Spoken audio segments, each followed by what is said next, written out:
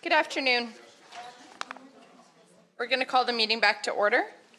We have a 1 o'clock appointment. We'd like to welcome Red Deer Emergency Services. Good afternoon. Thank you. Yeah, if you can just introduce yourself, and if you just push the button, the red light will come on your microphone there. Thank you. All right, thanks everyone for having me. I appreciate the opportunity to come and present to you today. I'm Cindy Sparrow, and I'm an acting deputy chief with Red Deer Emergency Services. And part of my role is oversight of the Fire Prevention Bureau as well as the 911 Emergency Communication Center. So thank you for having me. I'll present to you just information on our dispatch services and our center. At any time during the presentation, please go ahead and stop, ask questions. If you have comments, anything like that, we can make it as interactive as you'd like it to be. And you let me know when you're ready to have me go ahead. Okay, perfect, great. Okay, so a little bit about our center. We are a regional 911 center in a large portion of central and southern Alberta. We are an integrated fire and EMS emergency dispatch center, and we do answer and evaluate 911 calls for a large portion of central and southern Alberta, about 15 different municipalities throughout the section here, that I'm going to show you on the map next, throughout central and southern Alberta. So we do have quite a big geographical area that we take care of within our center. So we do fire dispatch for approximately 90 different fire stations in over 70 communities within the province. And we are a contracted provider for Alberta Health Services. We're one of 4 satellite dispatch centers in the province. We were able to maintain our EMS dispatch. And it's very unique because we also have an opportunity to have a CAD to CAD interface with fire service dispatch as well. And I'll get into that a little bit later and talk about the benefits of that to fire agencies as well. In our center, we also provide peace officer monitoring. So our call volume statistics for 2018, just over 25,000 square kilometers is our call answer area. Our total call volume for 2018 was just under 150,000 calls, and we've broken them down into different 911 calls as well as our EMS and fire dispatch calls. So we have quite a busy center. Talked to you a little bit about throughout this presentation about our fire call process, our EMS call process, our CAD to CAD interface, and our medical first response program and how that's connected. So in our center, we do use an internationally accredited call taking protocol for both medical and fire dispatch. This allows us to gather the most important information first and get crews responding to the scene much sooner. We organize it in a way that helps us prioritize the most dangerous or scene safety issues first. And as well, all of our staff are trained to provide life-saving instructions as soon as they answer the call. So rather than waiting for the responders to arrive on scene to take over, the caller is getting help as soon as they call 911. We can do anything from helping people out of burning buildings. We've delivered babies over the phone. We've certainly done our fair share of CPR instruction and AED use. So all of our staff is highly trained and skilled and able to provide that life-saving support immediately when the phone's first answered. The other thing that's important to note is that in our center, when sometimes the caller perception is that answering the questions that our call taker is asking is delaying help, and that's not the case. We have a large team that works together. There's usually about 7 people on staff per shift, and they work together. So while somebody's taking the call, there is a team behind them that is dispatching the resources and updating the responding crews and sending other additional help while the call taker stays right on the line with the caller the whole way through. So we're excited to be able to offer that benefit. I realize that not all centers are set up that way, but we're fortunate to have ours set up that way so we can give really good care to the caller and the citizen, as well as really good care to the responders out in the field. So some of the reasons we do use protocol is uniformity and prioritization, the quick and efficient call taking and dispatch, so sending the right help the right way at the right time. We also have standards that we comply to. So we have call answer standards in our center. Our calls are answered within 10 seconds or less, to the 90th percentile. We do have dispatch standards as well. We always aim for 120 seconds that the first call is first dispatched, but we often we achieve that target much sooner than 120 seconds. It's based on NFPA standards as well. The other really great part about having standards in our center is that it allows us to also do quality assurance processes on our call taking. So making sure that people are following the protocol appropriately. We do have a quality assurance and a quality improvement unit that gives regular feedback to our team who are taking calls and dispatching, so they know how they're excelling in the areas that they're working in, as well as feedback for continuous improvement and training. That is what actually led us to become an accredited center of excellence. So we are the first department in the world to hold the 4 distinct accreditation awards of the International Academy for Emergency Medical Dispatch, International Academy for Emergency Fire Dispatch, as well as a fire service accreditation with CFAI and an EMS service accreditation with Accreditation Canada. And those fire and EMS specific accreditations also include a component of the communications branch. So we have 4 accreditations in our center. So we've been through the rigors of making sure that we are applying best practices, that we're doing the best possible job to send resources and to call take and provide help to citizens and reduce risk as well. So benefits to the fire service. Some of the things that we're proud to offer in our center is that we do have the timely dispatch and response because of our call answer and dispatch standards. I want to talk to you a little bit about the AHS interface as well. As you're aware, some time ago, the province took over EMS, the responsibility for EMS in the province, both delivery and AHS EMS dispatch. We were fortunate enough to become a center where we got to maintain our EMS dispatch, and as long as we became a satellite center of Alberta Health, so we are a contracted provider. What that means, though, is that we needed to move to Alberta Health Services technology for dispatching EMS. We worked together with AHS to ensure that in the process of that call information would still be shared through a CAD-to-CAD interface. CAD's the computer system that we take calls on and dispatch units from. That the EMS dispatch CAD would talk to the fire CAD and vice versa if they needed to respond together on calls.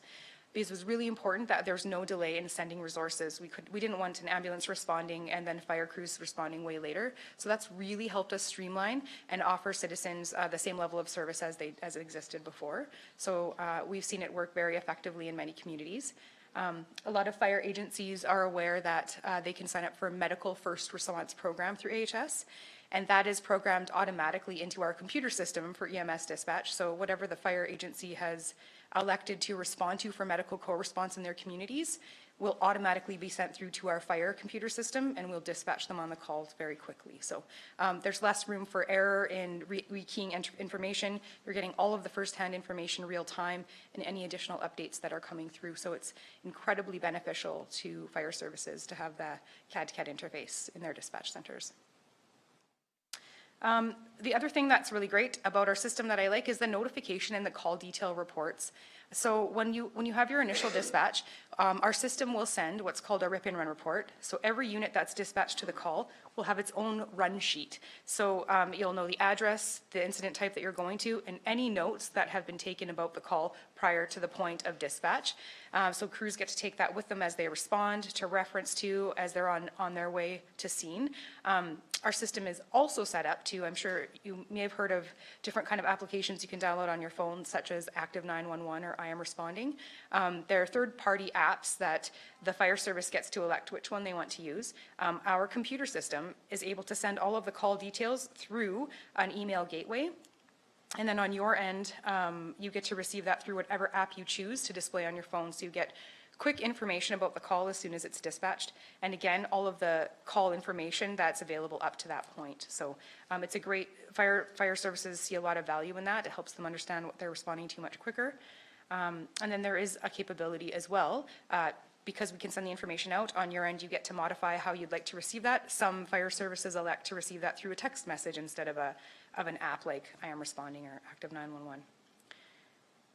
The other thing is your fire reporting and your statistics. So long gone are the days where we have to fax you a report of your, at the end of your call when you come back to the hall with your times and your call details. We actually have an interface to FirePro software, which a lot of fire services elect to have for their records management system. So when the call's done, all of the call information, the units that responded, their times, the address, all of the really important details they'd need for fire reporting are automatically transferred electronically over to the FirePro software, which makes it really handy for record keeping as well as reporting on statistics and stuff. The fire department has full control. It's your information. We were just the carriers of it, and you get to have it through the interface right to your records management system at your fire service. So we're seeing a lot of benefit for services in that as well.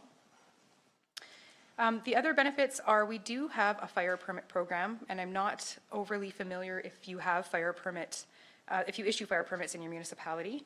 But if you do, we have the ability to have that permit input by your administrator, whoever issues the fire permit, will go onto our website to be able to enter information in about where the burn is, what's burning, and for how long that burn permit will be valid for. And it will show up right on our CAD mapping system. So for example, and I'm just going to make up an address, it's at the corner of White Township Road 123 and Range Road 145, or it's at somebody's legal land address. We get a call in that area for report of smoke. We're still going to dispatch the fire service, but we're also going to let them know that we have notes in our CAD system. It'll show right on the screen that we have a fire permit in that area, so that they can be mindful of this could be what's going on. So if they don't find smoke at the area reported, they might want to check on that fire permit. And so we probably handle about 10 to 12,000 fire permits a year that go through our system, and it's just additional information for responding crews at their fingertips. So it's one of the benefits as well. And I'd like to talk to you a little bit about our staffing model. All of our staff are cross-trained, so everybody can both fire dispatch and EMS dispatch in our center. And we have a minimum of 5 people on shift at all times. Usually our upper complement is about 8 people, depending on the time of day and the season and how busy it is in the center. So we do have the staffing model that allows for any kind of fluctuation in calls. If all of a sudden we get a surge of calls, or we have a large scale event even, we also have a secondary 911 center that we use. So we have our main primary site, as well as a secondary site that's a replication of our current center. So for things like if we had to evacuate quickly and go to another center, we could do that. If we had a major incident, for example, you had wildfires a couple of years ago, I think in 2017 it was. During those wildfires, actually, your current center was very overwhelmed. We actually took over taking calls for them and made sure that we got a hold of them so that they could dispatch the resources they needed for the fires. So we were able to help out with those kinds of large-scale events. Just like 2012 floods, when we had them in Calgary and southern Alberta, we took over Foothills 911's call volume because they had no 911 center for a few days. So we're able to help out in that regard. We have the capacity and the equipment and technology and training to be able to do that. So, but that funnels out to if there was a massive incident in this area, we would be able to call in additional people and just manage that event directly from that secondary center while regular calls still came into our primary center. So we're set up very well in that regard. We do have full redundancy in our technology, so we have not only backup to our computer systems, but backups to our radio systems. If something fails, there's always a backup that will immediately kick in, and so there's really never any outages in our center that aren't planned. We've made sure that we pride ourselves on the 5 nines, so 99.999% availability, which is a really high level, and it takes a team of people to make sure we have that, but we have a fully functioning IT team of 5 people in our department that help make sure we support that and maintain that. Because of the critical nature of 911, we can't have our systems go down, so we have taken all kinds of strides to make sure that we've taken all kinds of strides to make sure that we have that up and running, and should we have any glitches, that it'll automatically fail over to our next set of systems. We are pretty proud about our accreditation. As I'd mentioned before, we just received our 4th accreditation award 2 weeks ago in Washington, D.C. That was the one for a fire emergency dispatch. What that means for our center is more than just a plaque on the wall. It means that there's huge benefit to not only the responders that respond to scene, but also the communities. It means we're doing the best possible thing we can do for people who are needing help in that moment and the responders that are going to scene. It also helps support continuous training and improvement. So accreditation is not a project where there's a start and end date. We see it as a continuous process where we're constantly striving for excellence, and we're always looking at how do we improve and how do we stay ahead and make sure that we're offering the best service in the most efficient and safe way. Anybody have any questions so far? Okay, I'll carry on. We do have our members trained in Blue Card Command and ICS. So Blue Card Command is a way that you communicate when there's working fires that helps keep people safer. So some of the stuff that we do is, it's called parroting. So when the crew arrives on scene, they give the report information. We repeat it back to them verbatim. So for two reasons: to make sure that they can hear it back to them, to make sure they've said the right things, and also so that everybody else responding to the scene can hear exactly what's going on. Because often, if you're not right on scene looking at scene, you may not know what's going on. This method paints the picture of the dangers that could be going on, and paints the picture of what's happening on scene when the first responding officer arrives.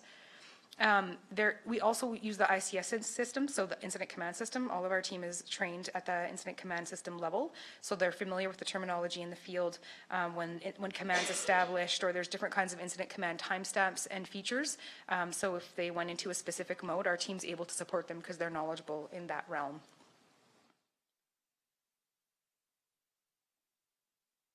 Okay, so let me talk about some of the equipment used in our center. I said the word CAD quite a few times, and what it means is computer-aided dispatch.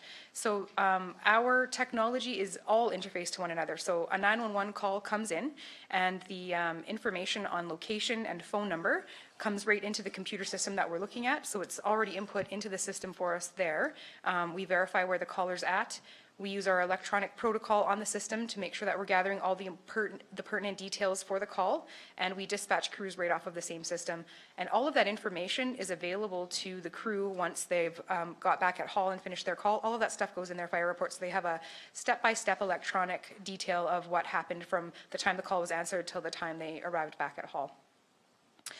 We do have our CAD-to-CAD interface that I talked about through our Fire CAD system and our Alberta Health CAD system, which again is beneficial for responders for early dispatch of joint calls so that their fire and EMS are responding together. It is a two-way interface. That means if there's a structure fire and fire would normally need EMS to respond, that call does go across the interface to the EMS CAD, and EMS is dispatched to the call in a timely fashion as well. So we're able to very quickly share all of the details we need and be on the same page about what we're jointly responding together, even if it happens to be two separate services. Our phone system is IP-based, and it does interface with TELUS. So like I explained, the 911 information for the call, the location, and the phone number are automatically input into our CAD system, and they're also plotted on a map. So whether it's a physical address or a GPS location off of a cell phone, we can immediately see where the caller is, and it gives us a range of it gives us an accuracy so that it's 90% certain that within 20 meters it's at this GPS location, which is incredibly beneficial because the majority of our call volume does come from cell phones. So wherever somebody's calling from, we're able to find them very quickly. We have the technology and the training and the ability to do that very quickly. So I know that sometimes that can be a concern if the caller is, not everybody's great at giving directions for where they are, but with technology we're able to find them quickly and get help to them right away. We also have text with 911 in our center. We were one of the first in Alberta to go live with it. It's text with 911 for the hearing and speech impaired community. So today they can register their cell phones with their service providers, and when they phone in, there is an identifying feature. If we don't hear voice on the other end of the line, we'll immediately start a text session with them, and then we'll be able to communicate back and forth through text and help them out, which is incredibly beneficial because TTY and TDD machines are helpful, but typically people leave them at home. When they're out and about and they need help and they can't speak and they can't hear, this is the best way for them to be able to communicate when they need help. In 2020, the country will be in a position where we can start receiving text from the general population for 911 calls, and that's what's called Next Generation 911. So on top of receiving text messages back and forth asking for help from the general public, they'll be able to send things like pictures and video. We'll be able to navigate through their phones to give us an overview of the scene that they're seeing. There's many features coming, and we're on many of the boards that are involved with the Coalition for Next Generation 911 in Canada, and our involvement has been really beneficial to help us understand what we need to do to be ready, and we are certainly ready for Next Generation 911. Our radio system. So we do have fire services that have AFRACs, and some have their VHF systems. We have radio technology in our center that can communicate with any kind of radio technology. So it's you're not restricted to only VHF or only AFRACs. We have people with all kinds of different ways of communicating with us. So we have the capability to connect whatever you need to our radio console system. We work very closely with Bearcom, who is our 24/7, 365 support. We have a contract with them, so if there's ever any issues, we have immediate support. They respond within half an hour for response. They're much quicker than that. They can remote in anywhere from where they're at and help us out. So we also have a 3-layer of redundancy with our radio system. So when you come over you come over your first way that you connect with us to the radio, if that fails, then it goes over internet. So ROIP is what it's called, radio over IP. So it'll switch over to ROIP, and with our ROIP system, we have 2 internet providers. So if TELUS goes down, it'll fail over to Shaw. If Shaw goes down, it'll fail over to TELUS. So there's that layer of redundancy there as well.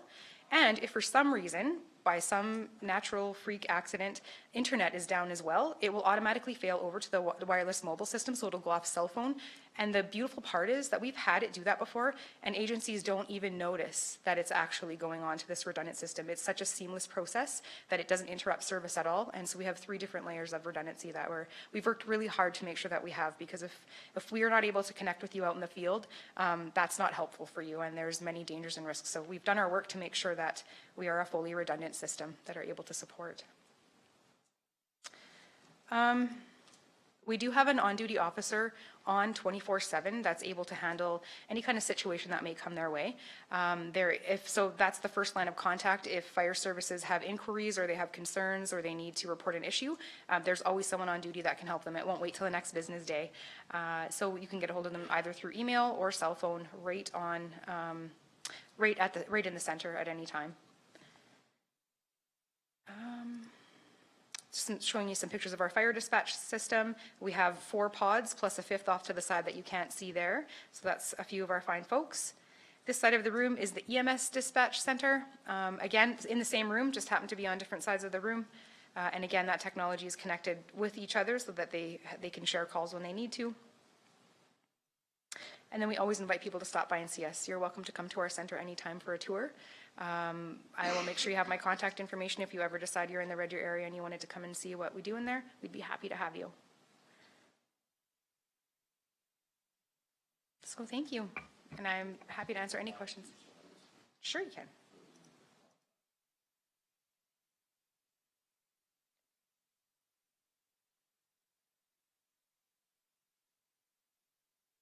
Does anybody have any questions?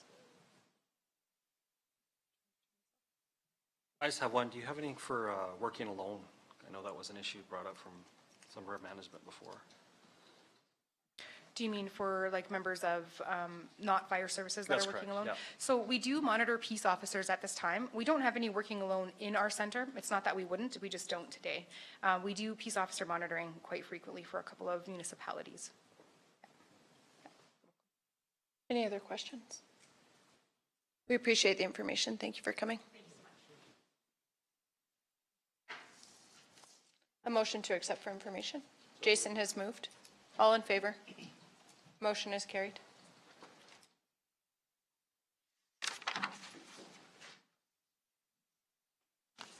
Thank you.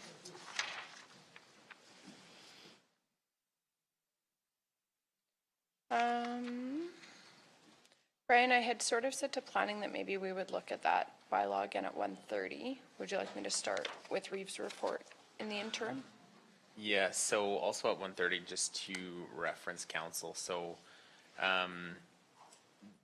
there may be an individual who would like to speak about bylaw 2019-04. However, that public session, or the public hearing is now closed. However, under our procedural bylaw 8.8 subsection C, someone who does not have an appointment may address a certain issue. However, they need to identify themselves to be able to speak. So if anyone does identify themselves to be able to speak, then it's not a part of the public hearing. Just to FYI. But if council agrees, we can agree to hear from them, if that's council's wishes at the time.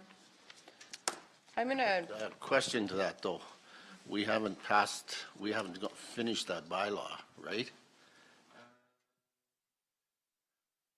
Because you're bringing back the amended portion. No, so it was, third and final reading was received on July 3rd, 2018 for the procedural bylaw. For which one? So that is, just, Ben's referencing the energy district one. my apologies, yes, so that still hasn't, second reading still hasn't even occurred. So if So some, that's my concern. If somebody, we have to make our decision on the information that was presented at the public hearing. If somebody comes in between the public hearing and the decision, we are not allowed to use that information in any way, shape, or form. So once we open the floor to let somebody come in and speak to it, we should be reopening the public hearing. and that's why we very clearly state that that is not part of the public hearing. However, that person does have the opportunity to speak. But if it's on that issue, about that issue, we haven't made our decision yet. So he's bringing information to us that the public hasn't heard. So that's correct. So council, It would have to be after the decision is made. Otherwise, we could be called to the floor for process. Because I've got 2 emails that came in after the public hearing that they wanted to present. So if we're going to allow one,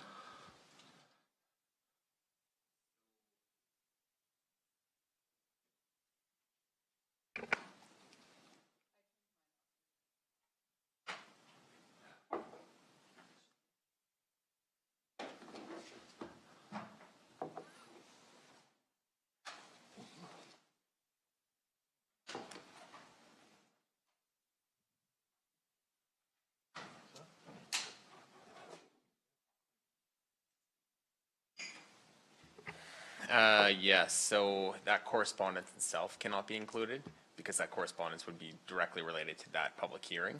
However, if a person just wishes to speak on a subject, they can certainly present. but how do you, if he's going to speak to us, whoever it is, if they're going to speak to us about the issue that was at the public hearing, whether it's part of the record or not, we hear it. It's the same rule as if I have information and I don't bring it to the public hearing and I use that information for my decision on what was brought in at the public hearing and I haven't disclosed that information, that's a violation of the public hearing process also. I don't have a problem hearing them, but if we hear them between when we close the public hearing and when we make our decision on it, and the public hasn't heard that information because somebody out there may have a contradiction to what we're hearing, then we're violating the process, and we could be up for a challenge on process. So that's specifically why it would not be part of the public hearing. However, I do see your input as well. So if council wishes to mitigate that risk, then council does not need to hear from the public on that matter.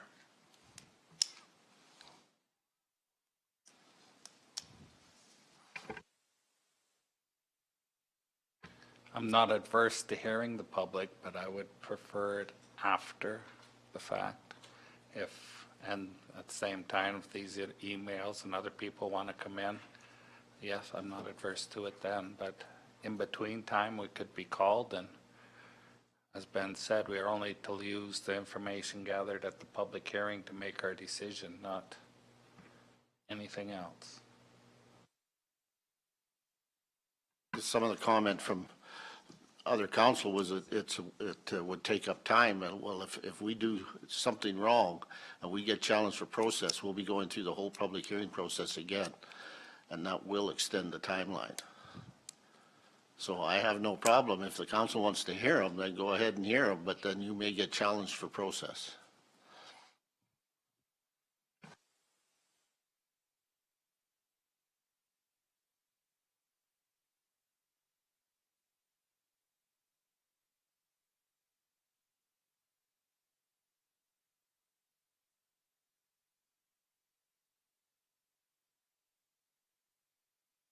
Council will have to decide. I was trying to reconcile like the procedural bylaw with public hearing process, and I wasn't completely clear, so. Yeah, council can make that decision if there's a request. Do we want to wait and start that bylaw right away, or would you prefer I go into our report.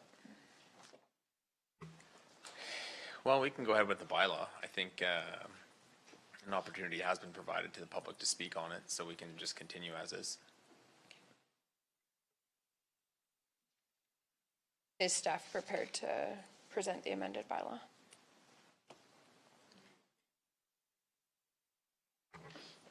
Why don't we start with the Reeves report, and then Sure. we'll go back to that. You bet. So the Reeves report was included in the council package. Just a couple of highlights. I wanted to highlight the Community Futures Wild Rose Board. Information was shared at our board meeting that the staff have reversed a 2-year decline in annual loan performance, which is quite remarkable given the kind of economic climate that they're operating in. So I'm really proud of the work that the staff did there. It's an encouraging trend also. A percentage of those loans were a working capital loan campaign that was initiated. And I was just excited to see that that really shows that businesses in our area are actually growing like existing businesses.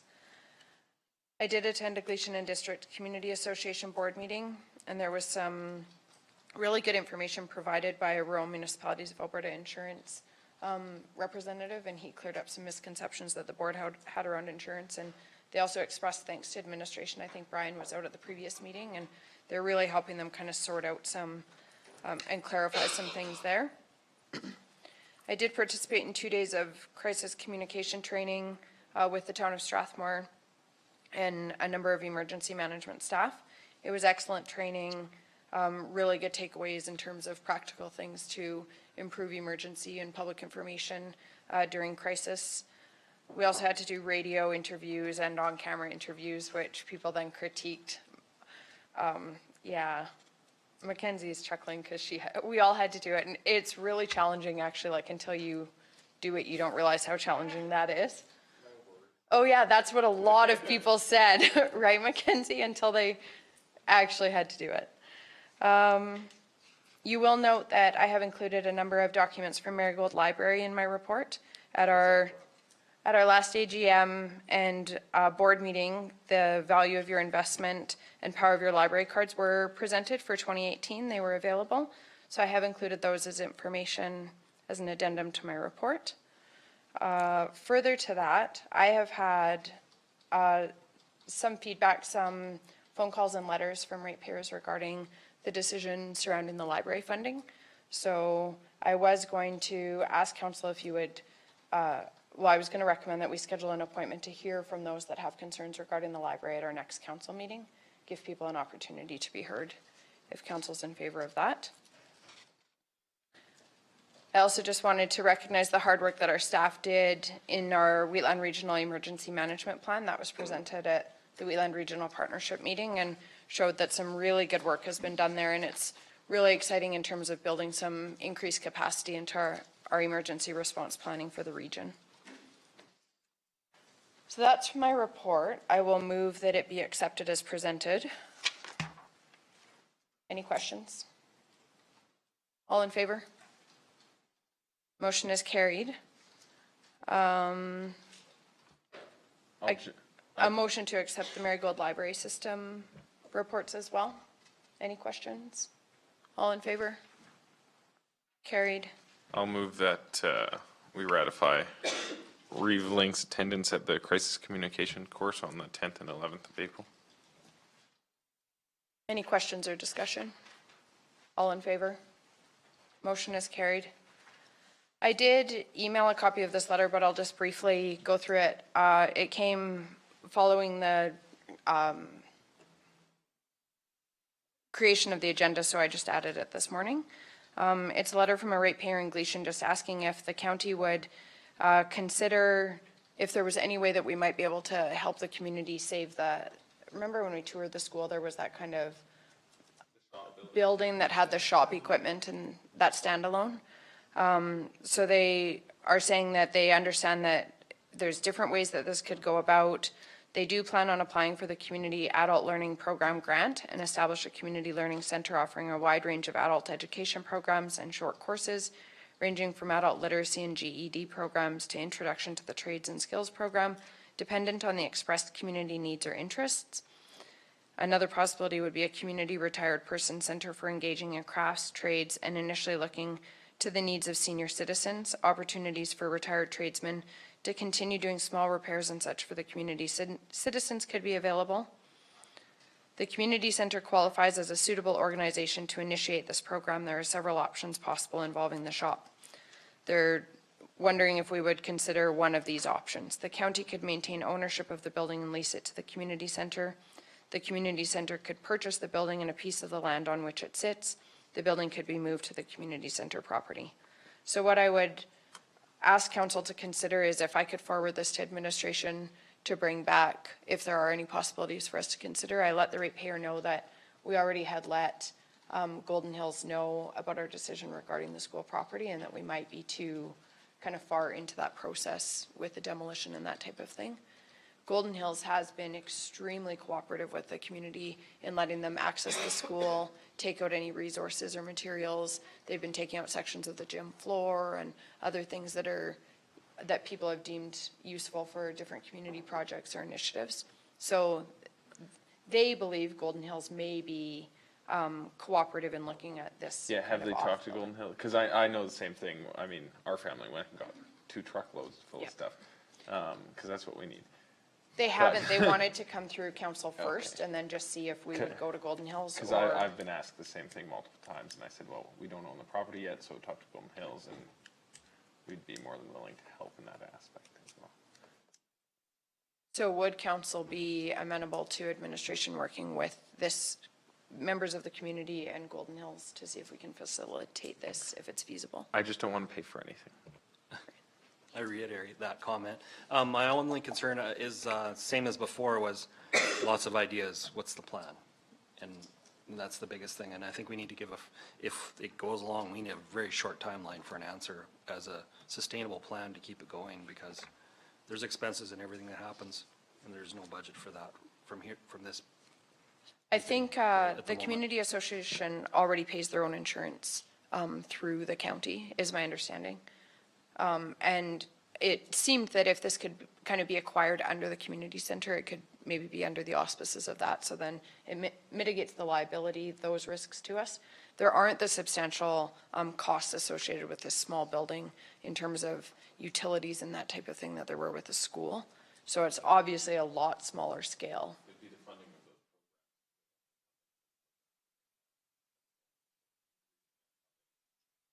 Sorry, which programs? The programs that the ideas that the community has come up with, it's funding of those programs that is going to be tough. Well, they have looked into some grants, and it does sound feasible to me, the grants that they're looking at accessing. Let's work on one education funding first before we talk about anything else. Just concerns I have, does it have its own power supply, gas supply, things like that, that if they tear down the main building and it's not on its own, who's going to bear the cost of that to change it, because that'll be substantial.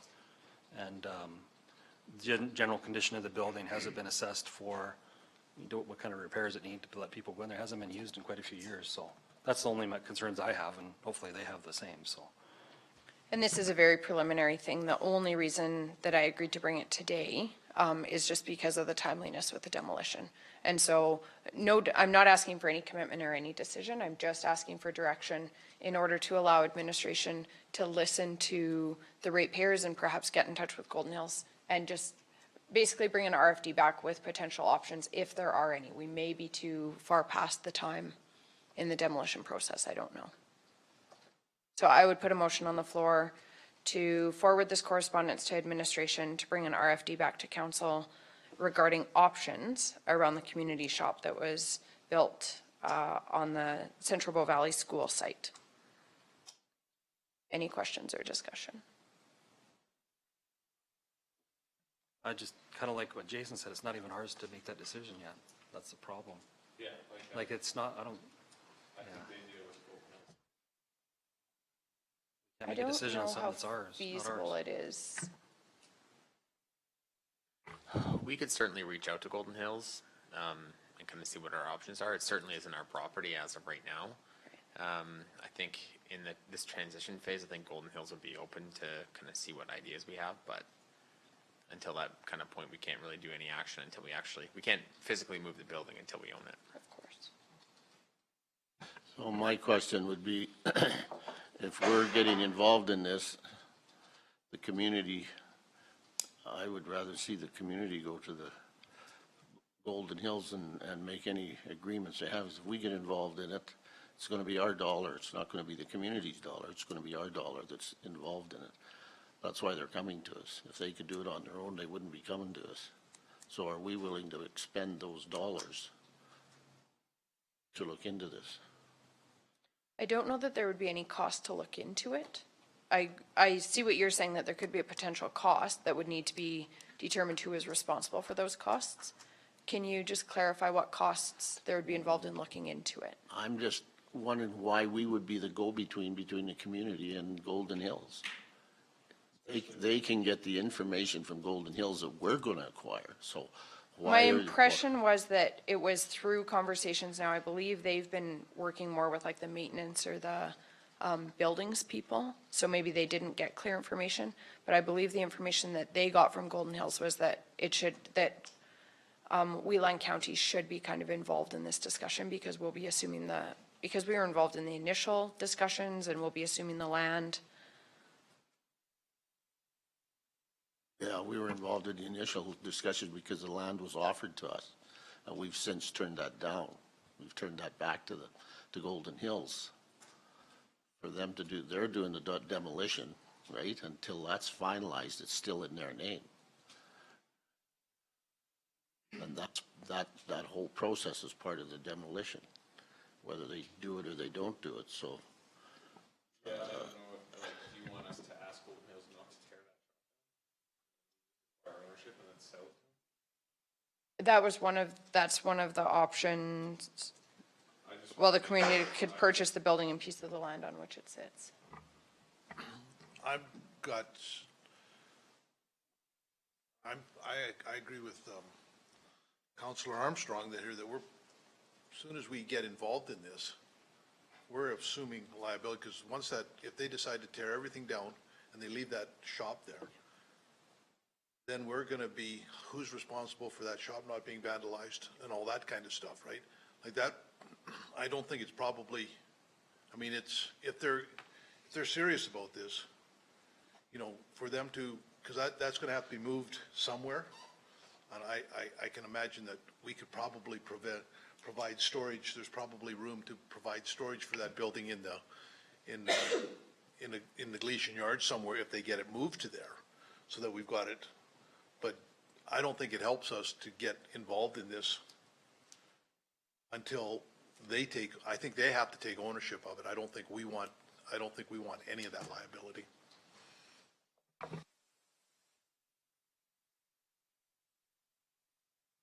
Any other questions or discussion?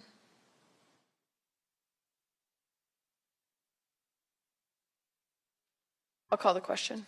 All in favor? Opposed? Motion is lost. That's okay. Thank you for the Just along the consideration. same lines, we're talking about that property.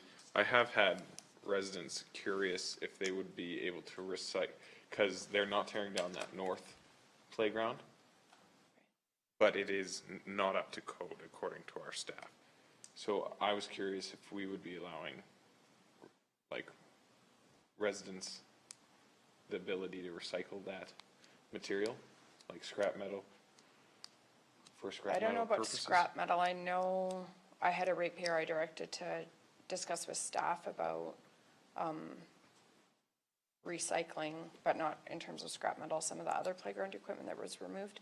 And from a liability perspective, we weren't allowed to do that, but But what about for scrap metal? I don't know. I would direct them to speak with administration and see if it's possible from a liability perspective. I believe we would be recycling whatever's Yeah. recyclable when we're removing it. Because I mean, so- it's, he's a metal worker, so he's looking for pipe and tubing, and the majority of that would be, so I'd be curious to know. I can tell him to get a hold of staff. Yeah, I would have them discuss it with staff. Is council in agreement if we make like a 1 o'clock appointment on May 21st for anybody who would like to provide information regarding the library decision? Okay. And the last thing I would like to do is, I was wondering if council would consider supporting me in inviting our new MLAs to come to council, just for us to meet and discuss some of our priorities. Okay, we'll facilitate that. That's it for me. So let's move into the bylaw.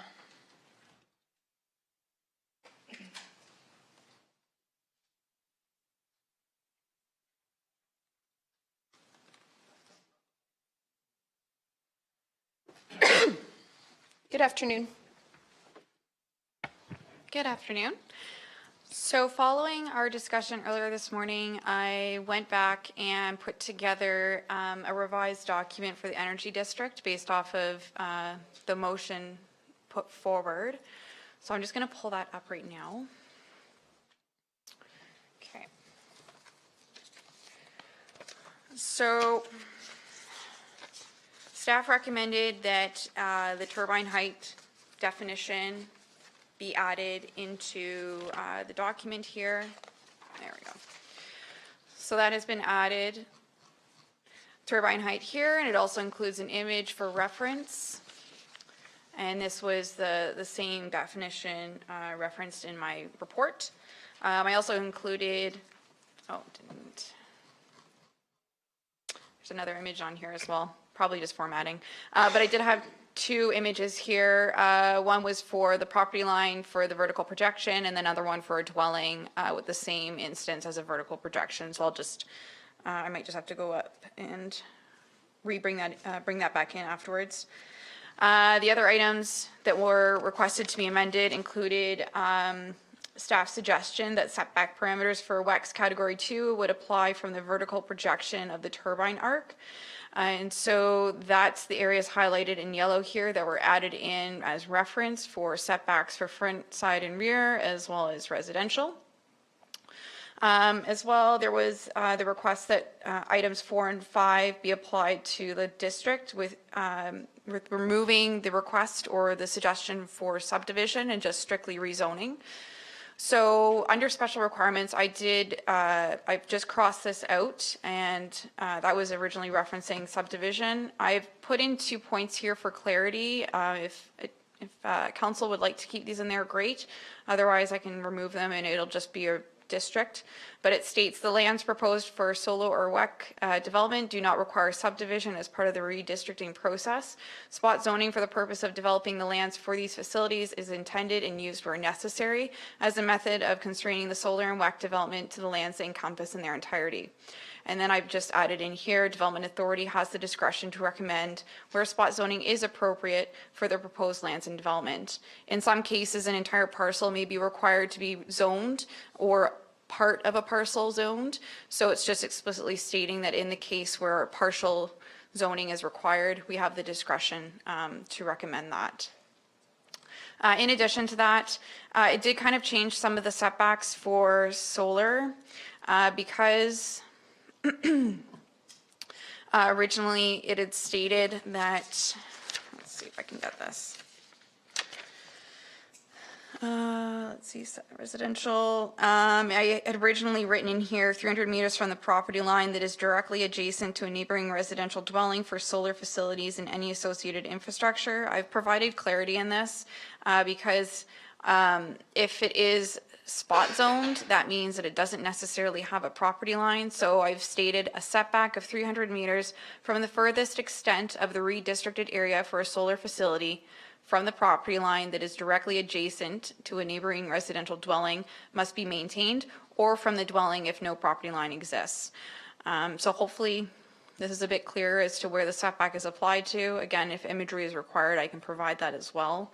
I do have some example imagery through my PowerPoint that might might be a bit more clarifying in the process.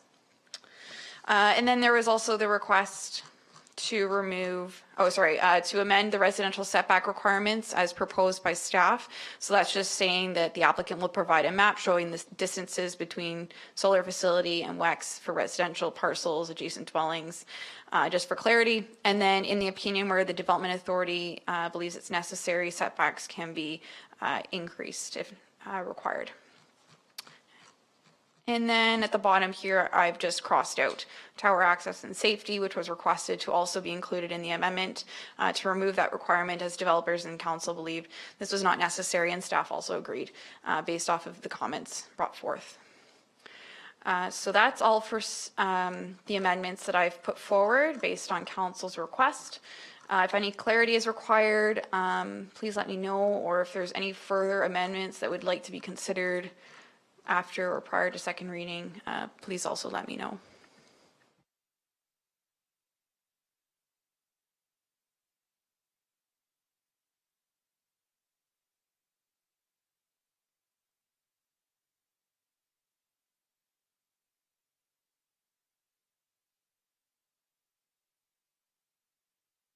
Did you say the furthest edge of the property, or? So for the solar facility, in the case where there is a property line, then yes, it would be from the property line that the setbacks would apply. However, if it's spot zoned, then that would mean it would have to be from the furthest extent of the redistricted area for the solar facility. So that would be, in this case,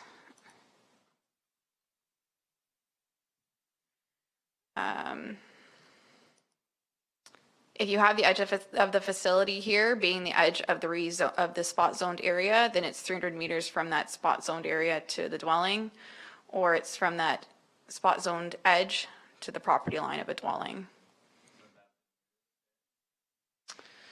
Of the facility, or? Well, it would be the furthest, like the edge of the facility, so the furthest edge of the redistricted area, sorry. So I can just, this was originally one I had. Let's see here. There we go. So the edge of the redistricted area. So wherever the edge of that spot zoned area is, that's where the setback would be measured from. Sorry if that was a bit confusing. When you throw in the furthest edge, I get visions of the other edge, the furthest edge. Yeah.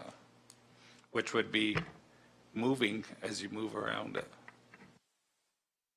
Yeah, and that's where with spot zoning, it does get a little bit tricky. I mean, we already have this issue with previous areas in the county that have been spot zoned because it's not a property line, and many of our districts are worded in such a way to address property lines. In this case, we're trying to address the situation when a spot zoned area has an edge to it, but not necessarily a property line. So, and that's where the mapping would come into play, very detailed mapping showing where that is and approximation from it.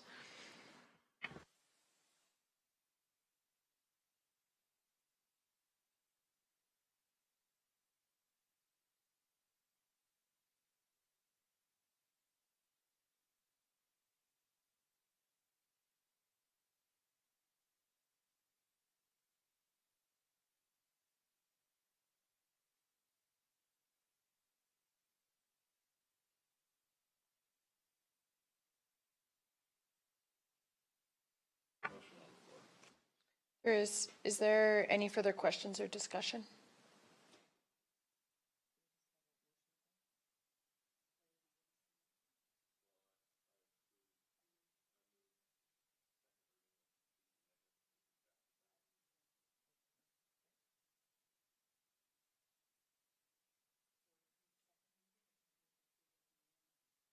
Second reading with the amendments.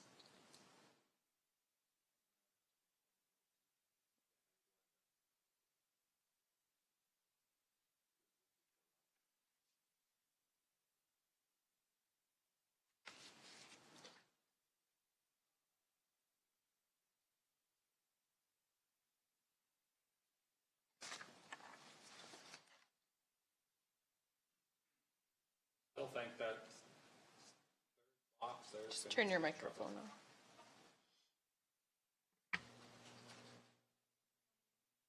Third one. The first for residential setbacks.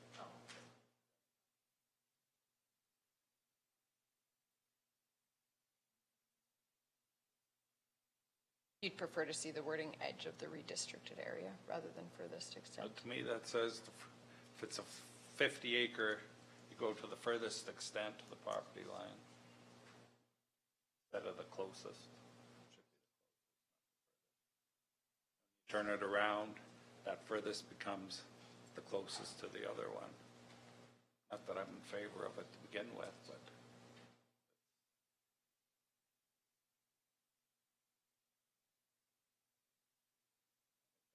More sense.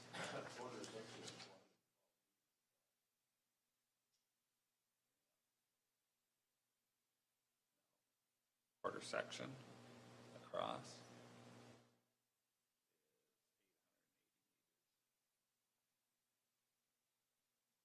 Width and length across would be technic, yeah. 880 squared plus 880 squared plus equals the square root of whatever it is, but it'd be close to 900 and some meters. Math teacher will be rolling over in his grave.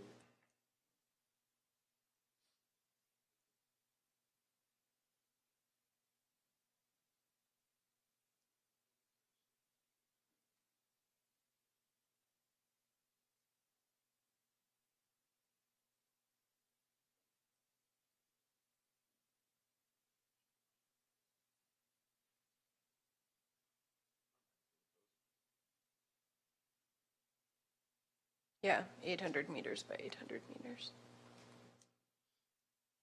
A little bit more, 1,760 for a mile.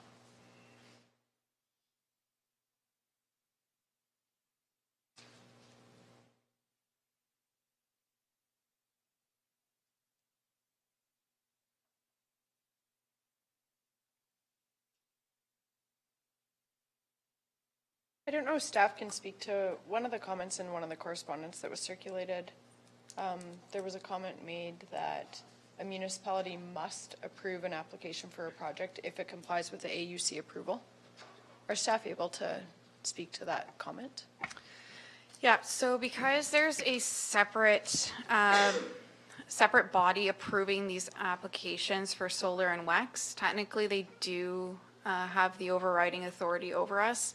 Ultimately, through that process of approval, they are expected to meet the regulations of that municipality. So realistically, by the time they come in for a permit or any other applications through Wheatland County, for example, it should be a pretty simple go at it, unless there's, still objections from landowners, which we have seen for previous projects coming through. Realistically, yes, they could technically go ahead and go and develop because they have the approvals, but it's more or less on to maintain the permitting process and the municipal process on our end that they come to us for those, and because we have permits in place for them, and now in this case potentially a district. Thank you. Any other questions or discussion?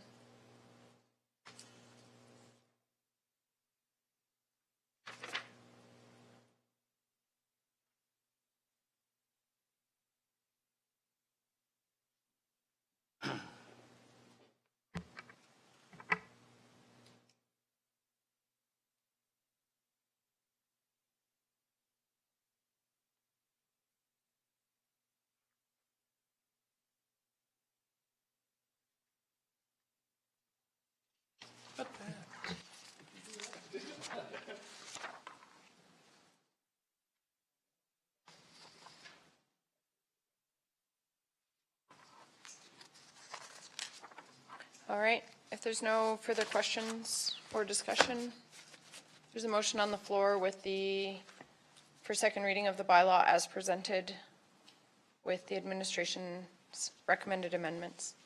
All in favor? Councillors Eichert, Clausen, Link, Bigar, and Wilson. Opposed? Councillor Armstrong and Deputy Reeve Kester. Motion is carried.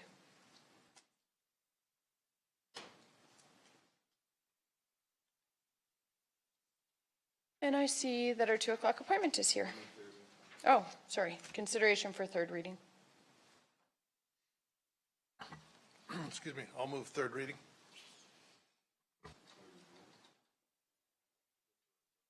With a recorded vote?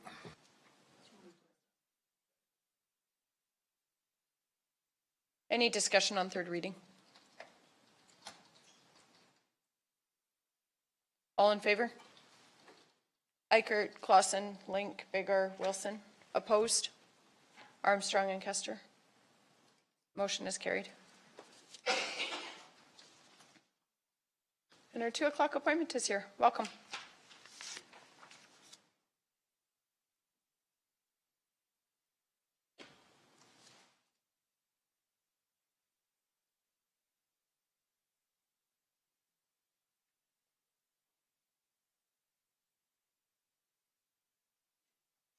Just have you come to the podium and state your names whenever you're ready. We're ready for you.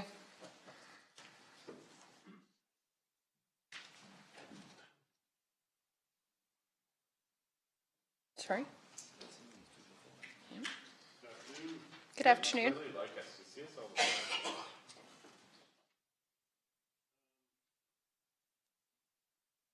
You are here today, and I'll be doing it this time.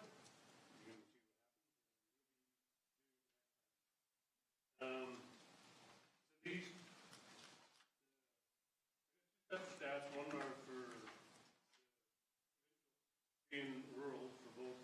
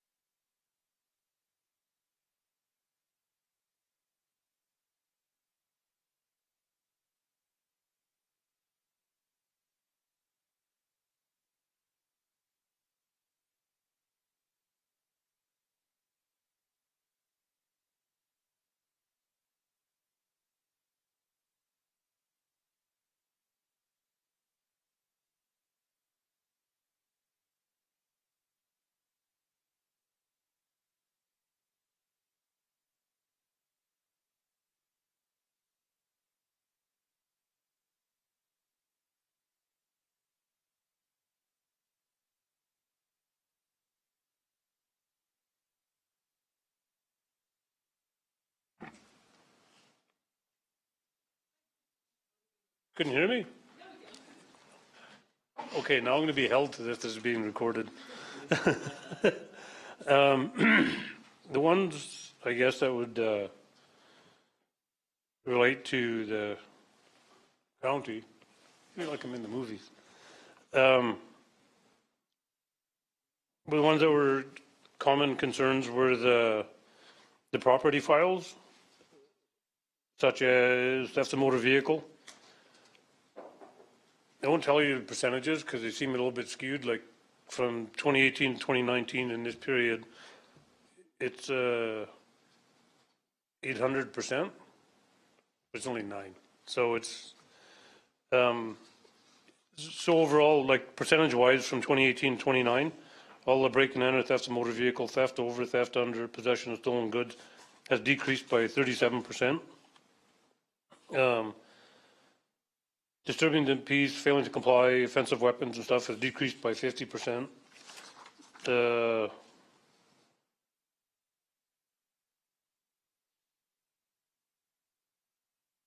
Theft of motor vehicle numerically has decreased from, in 2018 it was 41 during this period, and we're at 25 this year, so it's a significant decrease.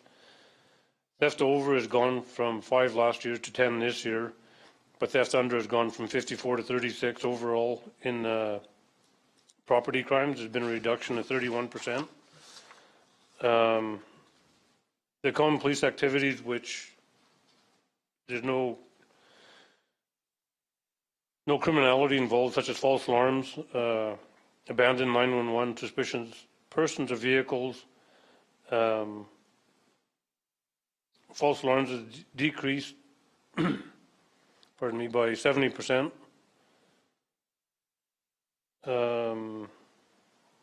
Suspicious persons vehicles decreased by 19%. And in this period, persons reported missing has increased by 33%.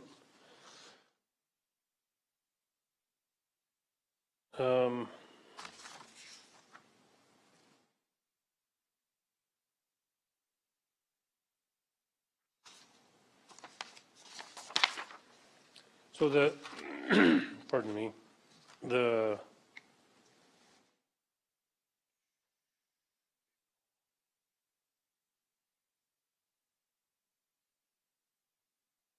percentage change from 2018 to 2019 has seen a reduction of 33%. For theft from motor vehicles, there's been a reduction of 15%. That's overall for the provincial side, including both counties, specifically the Wheatland County.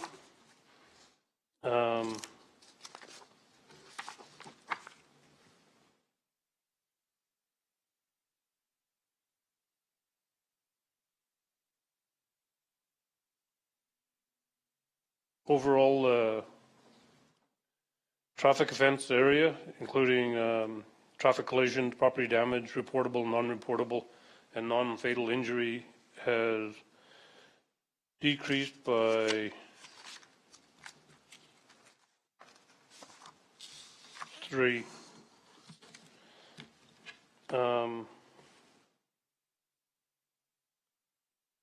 Provincial traffic offenses, including dangerous driving, driving without due care, everything that you get a provincial ticket for, has increased by 220 from this period last year.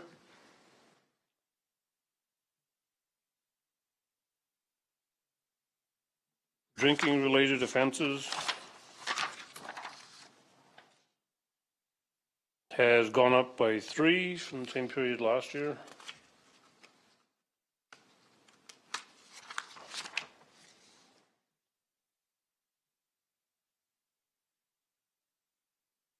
And offenses other than traffic, for provincial statutes, including mental health, Family Relations Act, sudden death, Child Welfare, Liquor Act, Trespass Act, from last year to this year, there's been a decrease of 32. And the primary driver behind that has been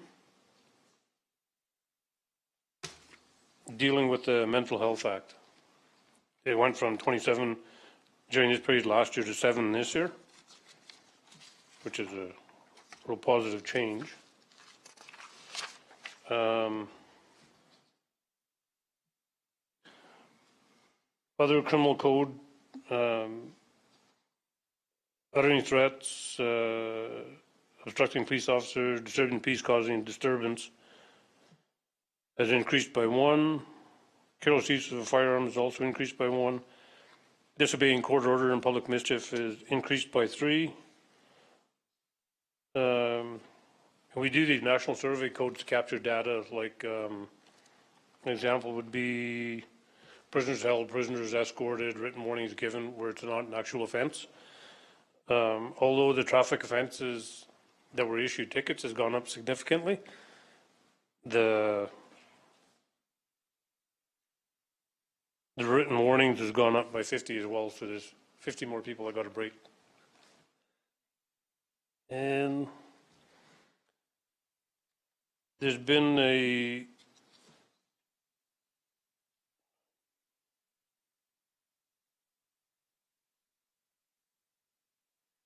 one of the things we're trying to do is make more people aware of the services that victim services provide. It's not just counseling, it gives them assistance for victims of crime compensation and things like that. So we're trying to do more proactive referrals to get more people involved in the services that victim services can provide them. There's been an increase in those as well. We went from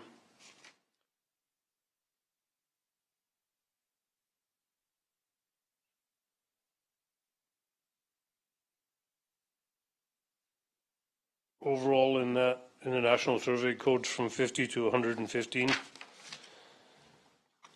Drug enforcement for possession, it stayed the same.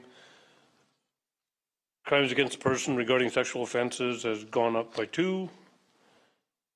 Uttering threats has gone down by 1.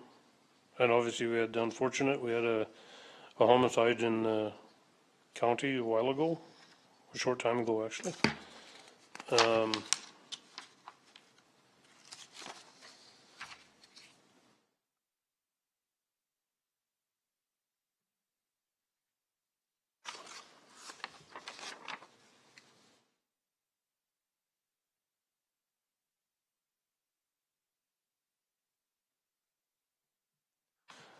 The rest have either had minute increases or decreases in terms of theft of motor vehicles. Has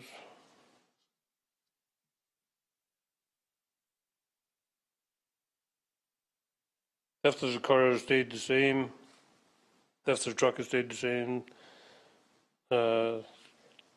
Basically, essentially all theft of vehicles has stayed the same, with the exception of, no, they've all stayed the same. And break-ins to businesses, residents has stayed the same. There's one instance of break and enter to steal a firearm. The abandoned vehicles, suspicious people, suspicious vehicles and stuff has gone down by 18. And for the period from February 1st to April 30th, last year there was 919 calls for service, and this year there was 1,133. So it's continually increasing as time goes on.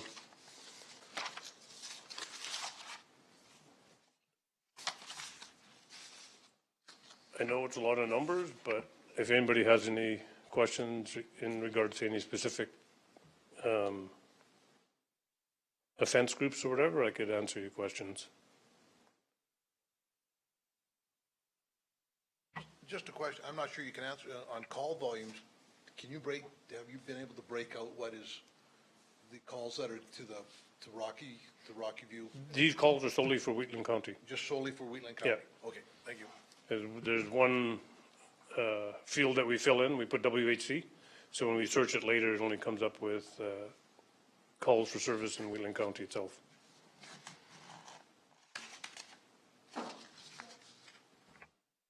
Any other questions? It is a lot of information, but we appreciate you bringing it and providing all the statistics. I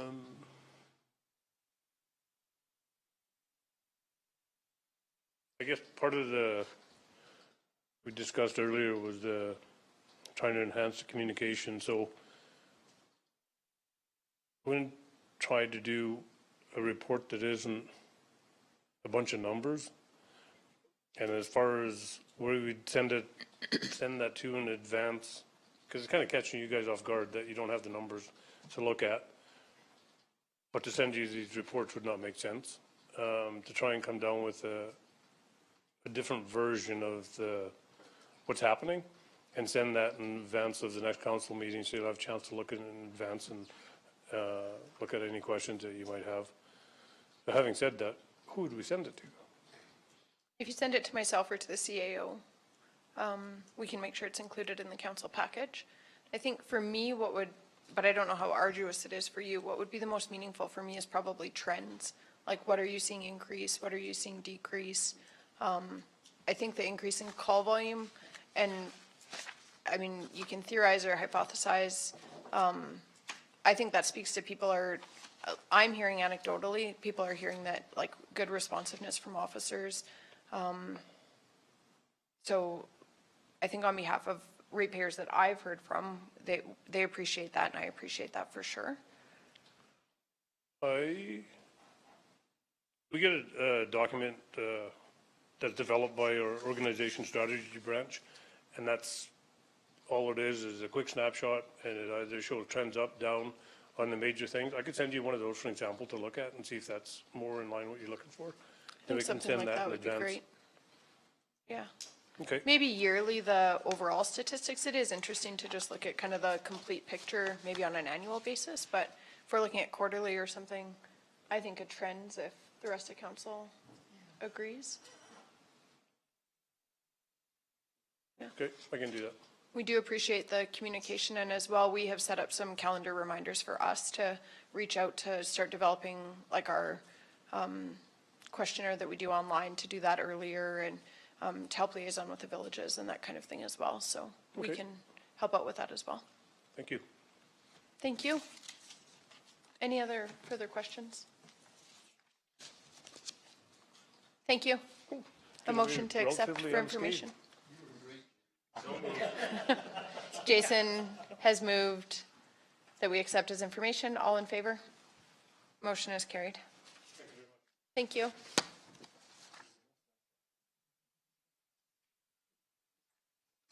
We'll move to the Deputy Reeves report.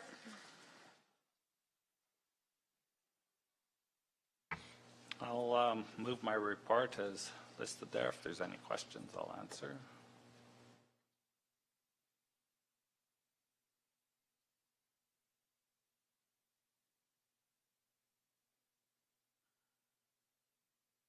No questions? Going to move that we just approve it as presented. All in favor? Motion is carried.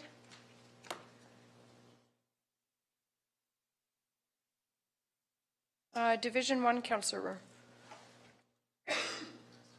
Sorry. Division 1 Councillor report was circulated this morning. Yes, I apologize. I was at a branding all weekend. If there's no questions, I'll move my report as read. You have a lot of questions on that.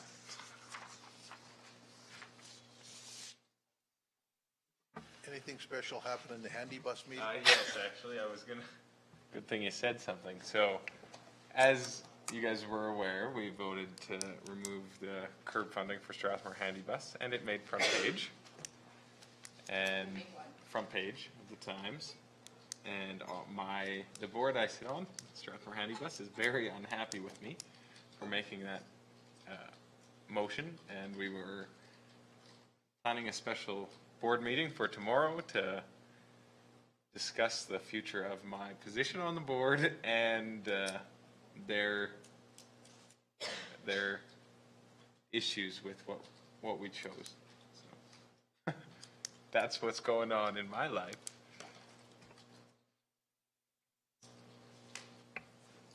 Of all the things I say in here, that's the thing. Like, they could have got me a year ago on the stuff I said.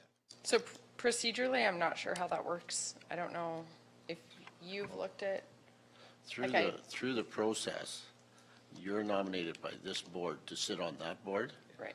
If that board has issues with, They have come here first, and that's what then they have to, by board motion, it has to come to this board. Then it's up to this board to decide if they stays there or leaves. It's our, if I step down, I nominate Tom because I know I'm soft compared to that guy. So you're they clear may not like the procedurally? decision, they may not like but, Yeah, no, and that's what I assumed is it comes back here first, but I know there was talk of them discussing it, and I will relay that information onto them because I doubt they'll go through all that. Okay. Margaret, did we vote on that report? You moved your report as circulated. All in favor? Motion is carried. Division 3 Councillor report. Yes.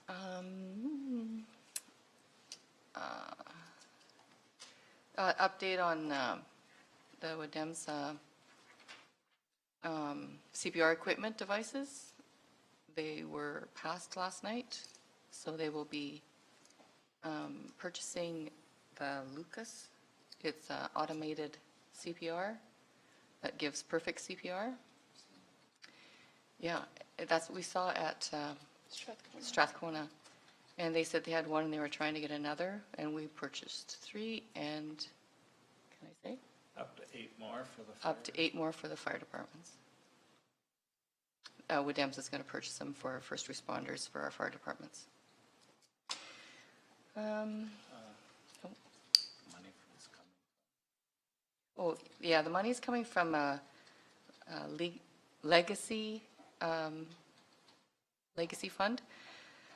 When the AHS took over, when it changed to being contracted, there was a lump sum of money that was left over from the contributions from the counties and the town, from all of Wheatland County. So that was put aside, and so the funds for these CPR equipment will be coming from that legacy legacy fund. Just so you know where the funds are coming from. It was from our over contributions between the transition. And still on with DEMSA, because of our meeting last night, we've had a request. Currently,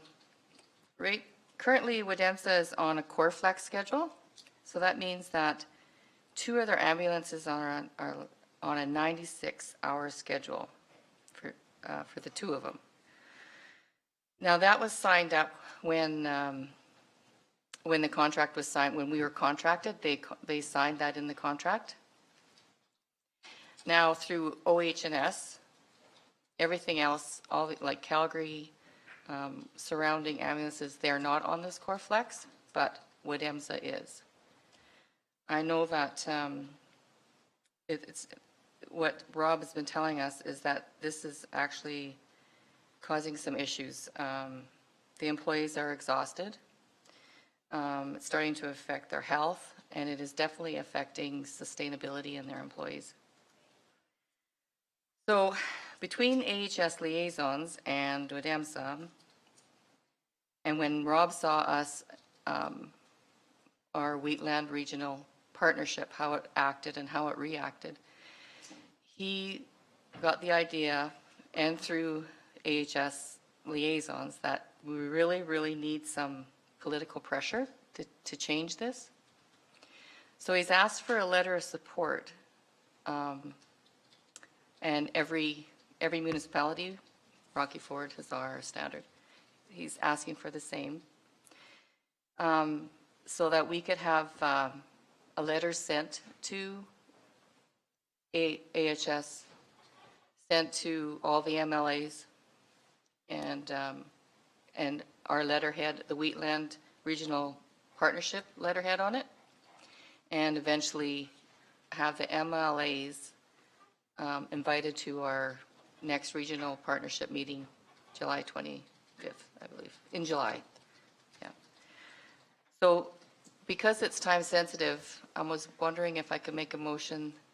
First, if you have any questions, just ask. But what they're looking for is a letter, and if I could make a motion to have that letter. The first letter is saying that we are on board with it, and we'll send it to Rocky Ford. And Rocky Ford, because they're hosting it next, they'll make sure that letter goes out to AHS, and the next letter to invite the MLAs. And we kind of wanted it done so that the MLAs would be there at the next Wheatland Regional Partnership.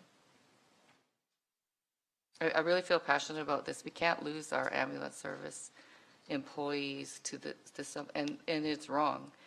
The only reason that AHS got a variance through the government, through OHS, to let us, or to allow 96-hour scheduling. And I don't think that's right that they can do that. So I feel quite passionate that we should fight this. You talked about this before, didn't you, Glenn? It was a point of negotiation on labor, wasn't it? And where was that at? Did it? We're still in. So it could be part of. The labor negotiations, haven't heard anything since Christmas time. Yeah. It's been a long time, but the union is trying to get that changed. Said we would help out, but we're limited. So Robin, talking to his supervisors, said they all agree, but it can't move up the ladder because funding restrictions. They said political pressure is the next. So we talked about, Rob was impressed with our regional meeting, how everybody collaborated well, and we got along quite well. So if he could use that mechanism to send a letter off, is all he letter of support. I don't think he realized that the next meeting wasn't till July. So this motion that Donna made is in effect that we're on board, we support a letter being done, and hopefully by the July meeting, we can present it and invite the MLAs of the area there, and we can have a discussion with everybody there. So that's the first step, being it's such a long way, would get this motion, and then they'll write a letter and they'll send it to us to see if we approve of it or not, or board members, then that. But anyway, so when July comes, it's in its finished form, and we can all sign off on it. And otherwise, it's going to take another 4 months after July. I think it's a great idea. Just you said there's financial implications if this changed. I think was it $1 million or $2 million for staffing? Looking at least 9 employees.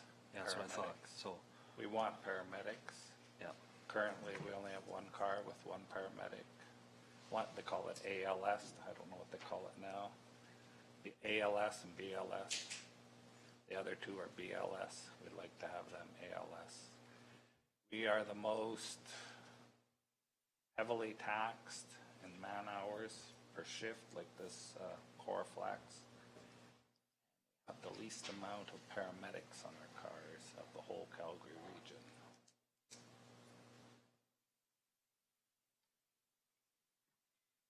Yes, and call volumes have gone up from 962 to 1302 in 1 month, so it's not getting any better. So I've got a motion. Are there any questions or further discussion on the motion on the floor? All in favor? Just, Sorry. yeah. Is this letter from the partnership? County saying that we. To wanna the be- partnership. To the partnership, saying that we are on board with this, the letter that they're going to send out. And then requesting regional support, I think, right? And send it to Rutherford.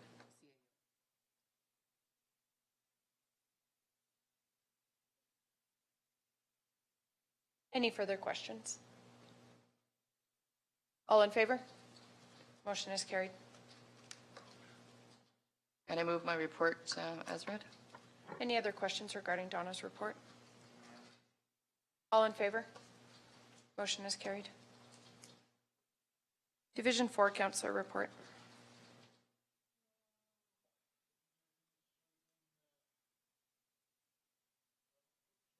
I think everything is before you in my report. I don't think there's anything special that needs to be addressed. If you have any questions, I'll answer them. If not, I'll move my report. Any questions or comments? All in favor? Motion is carried. Division 5. Thank you. Everything here, and I did email some stuff out. On April 30th, we had a NAP meeting that I attended, and Mr. Kim and I is here. He's the president of that. There was 2 motions that were made from that meeting. I'm not exactly sure. Last thing I want to do is have it get presented and get defeated, because of legally we can't do some things. So I had sent it to Brian as well, but I will read them out that they wanted. Motion to have myself make a motion at the next Wheatland Council meeting to have Daryl McCartney, which is the gentleman that we had hired to do the contracted, and a person from NAP go on site to GFL to review what has been completed and make recommendations back to the county within the next 30 days. NAP is also looking to have a drone flown over every 6 months and report back to Wheatland County on the status of the site. Wheatland County or GFL to provide graphical information, photos necessary, provided the graphical information is provided. The second motion was to have myself to make a motion at the council meeting to insist there are no sulfur or amendments allowed on the GFL site, only organics. This comes as I reported to the people, the public, what we had seen, what GFL had said to us. the response back wasn't positive. More questions than answers, like basically prove it, and I had said that's exactly what we had said. I had basically replied back that, yes, we had said that we wanted Daryl to come back to site. He was a person that we had hired and brought back. So what I'm asking is for administration to review these to find out what exactly we can do legal-wise. Last thing I want to do is get tied up in a legal battle over something that we did wrong. I still want to move forward. GFL is having they've hired TSI to start the public negotiation process, or consultation process, I should say, and have invited all yourselves to attend, which is next Monday here. That is the first step, and then it will eventually lead into dealing with the public as well, and with key people with NAP as well. So I forwarded all this information to GFL as well, that what had happened from it, because I told them they have a steep road to climb to get the public confidence back. And again, I was just relaying the information that we had been presented to council, to the NAP group. Not necessarily my role. I would have preferred that GFL did it themselves. And so that's where that is at. Another inquiry I have, I had made a motion to pursue services from the town for some land west of Strathmore. So I didn't know where that was at as well.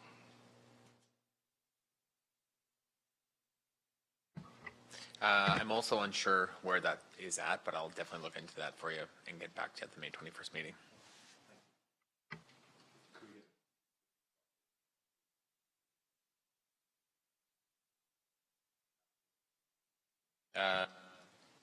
Yeah, for sure. We can get that information, but just no decisions can be made. Yeah. And any input from council on GFL is great.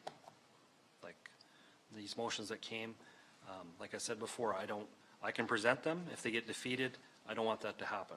I don't want it to stop whatever traction we're making, so. So you're just looking for some initial Some inquiry advice. into the Yeah. legal Yes, considerations yes, for to those find out what we motions? can and cannot do legally. You want to make a motion for Yes. staff to Yes, look would into I that? have, I will make the motion for staff to pursue the direction I have been given from NAP to review it on a legal premises Look into the legal considerations. and get back to us as soon as possible. Thank you.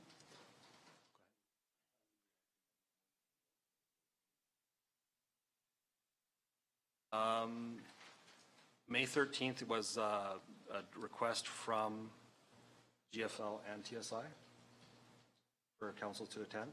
I just got this here Friday, so. And Brian and I had been in communication because I wanted some key staff there as well. So let's deal with your first motion. Are there questions or comments? Comment. As I see it, the two questions were no sulfur on site and a flyover in a month's time. Instead of going to legal first, why don't we go to GFL and ask them to reply to them before we would go to legal? Give them the option of stepping up and saying, Good idea. hey, no, we're not going to have it. This is our document. And yeah, you want to do a flyby? Yeah, we'll come there and we'll watch the flyby too. Hopefully those would be the answers, but they said they were stepping up and they were going to help as much as they can. I think these are very easy requests. Ask them. That'll give you a good flavor of what to do next. My opinion. That's excellent, actually. That's a good direction to go. So Brian, if you could do that and then get a response back, a written response back directing to these would be fantastic.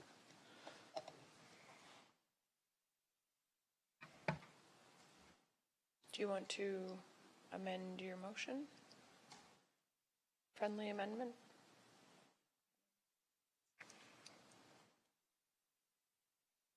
Direct staff to engage with GFL? Yes, let's do that.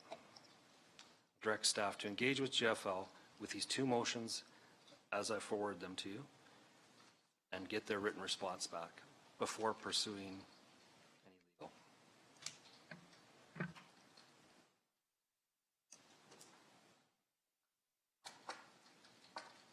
It'll give a sense for the validity behind what they've told us, and I think it's a good first step. I think I've covered most of this with them on our tour and talked to them about it, but this puts it in a final yes or no. Yep. It's coming from the community, it's coming right back from them, and gives them clear direction as to what the community wants.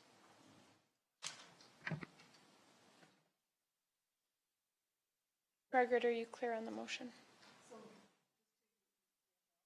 You bet. Any further questions or comments?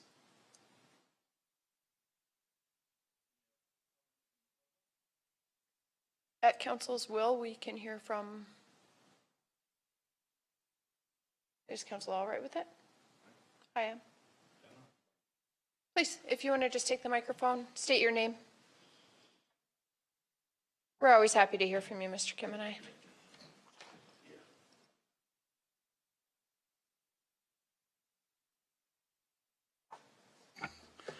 Thanks for listening to me today. Mostly right what Scott said, but please put timelines on this motion. They just carry it on forever. We've been here too long. We need, when you ask them for something and there's things going forward, please put dates and timelines that stick to them. That's all I want to change about that motion. Good point. What would staff recommend be reasonable response time? In that summer's coming and We could try for 3 weeks if that's, or if council think that's too long. We just want to make sure we get an adequate response back in writing from them.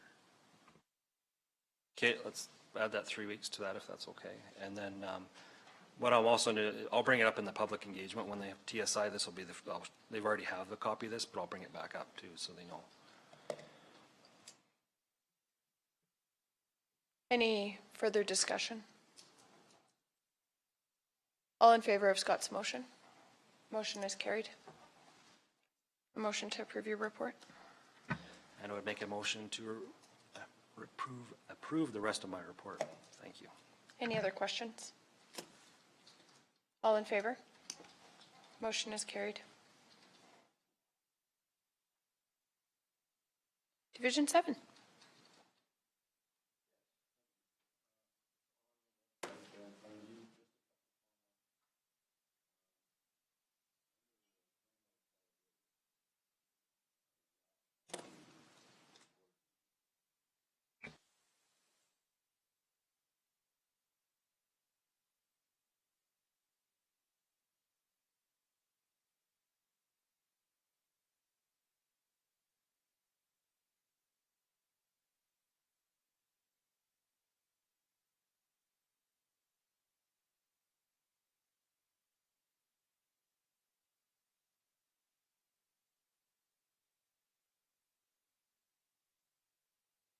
$25 years ago.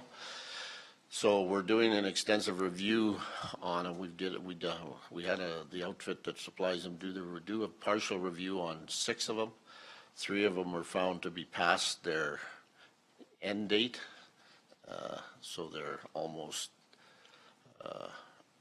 hazardous to use anymore because they have to be lifted up and tipped back and dumped into the truck. So we're looking at the legalities of even haven't been able to use them anymore. So we've expanded our review. We're having the outfit look at all of our TransStores, not the ones that were replaced in the last 5 or 6 years, but all the ones that were replaced 15, the original ones 20-some years ago. The reason I'm bringing this to your attention is when we originally put them in, there was grants available and they were about $30-some thousand a piece. Those grants are no longer available, and they now cost about $130,000 a piece. So when we get our review back, get that looked at, we have to come up with a replacement plan going into the future. So it may affect our contribution in the following years simply because of that. That's just so that you're aware, if it comes back next year and it looks like a substantial increase, we've been holding the increases down to very minimal, but there may be a substantial increase in the near future to look at replacement costs for them. We have some reserve, but certainly not enough to cover what needs to be done. And there are some municipalities, I think we are looking at, our staff is looking at maybe putting one in at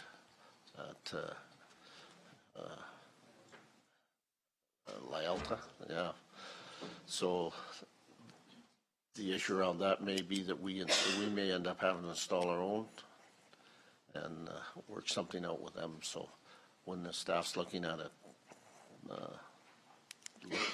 that may be part of the issue.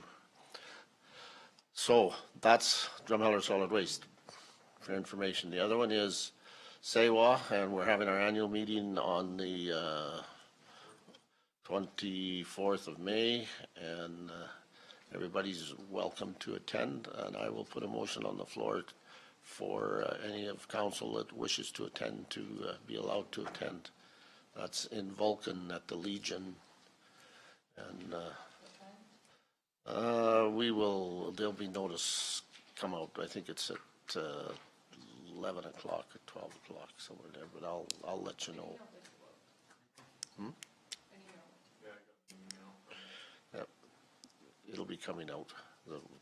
We'll be finalizing that this weekend. The executive will be finalizing the agenda for it. So once that's in place, we'll send it out to you. But if there's any other questions, fine. Otherwise, I'll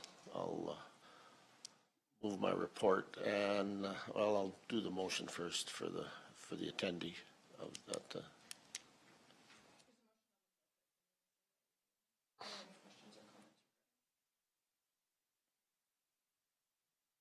All in favor? Motion is carried. I'll move my report. Any further questions on the report? All in favor? Motion carried.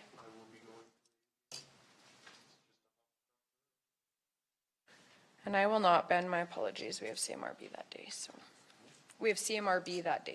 I won't be at the AGM. Corporate and Financial Services report.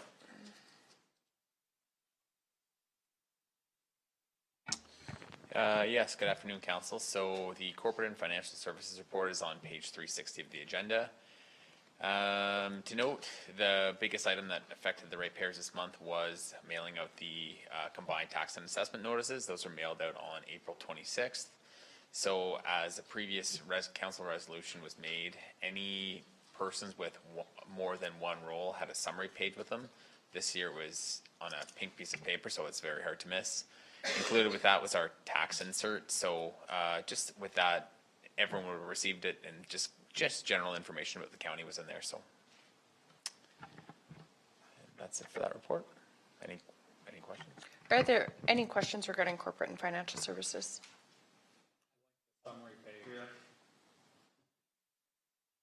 You can't misplace that one. A motion to accept the report as information. Ben has moved. All in favor? Motion is carried. I'll look this way first next time. There's a request for, excuse me, I'm sorry. Request for decision regarding the Wheatland Regional Corporation payment history. Yes, so on page 362 of the agenda package, there was a request made for the history of phase 1 and phase 2 payments for the WRC. So what we've kind of done is we went through previous resolutions that council had made and just kind of provided the resolution and just gave a summary of those resolutions. So with that, we summarized the municipal portion of phase 1 and phase 2. So phase 1 was 8.37% for phase 1. Phase 2 was less. Phase 2 was 5.62%. And then just the amount of total expense that the county had through those expenditures for phase 1, phase 2, any other contributions that were made.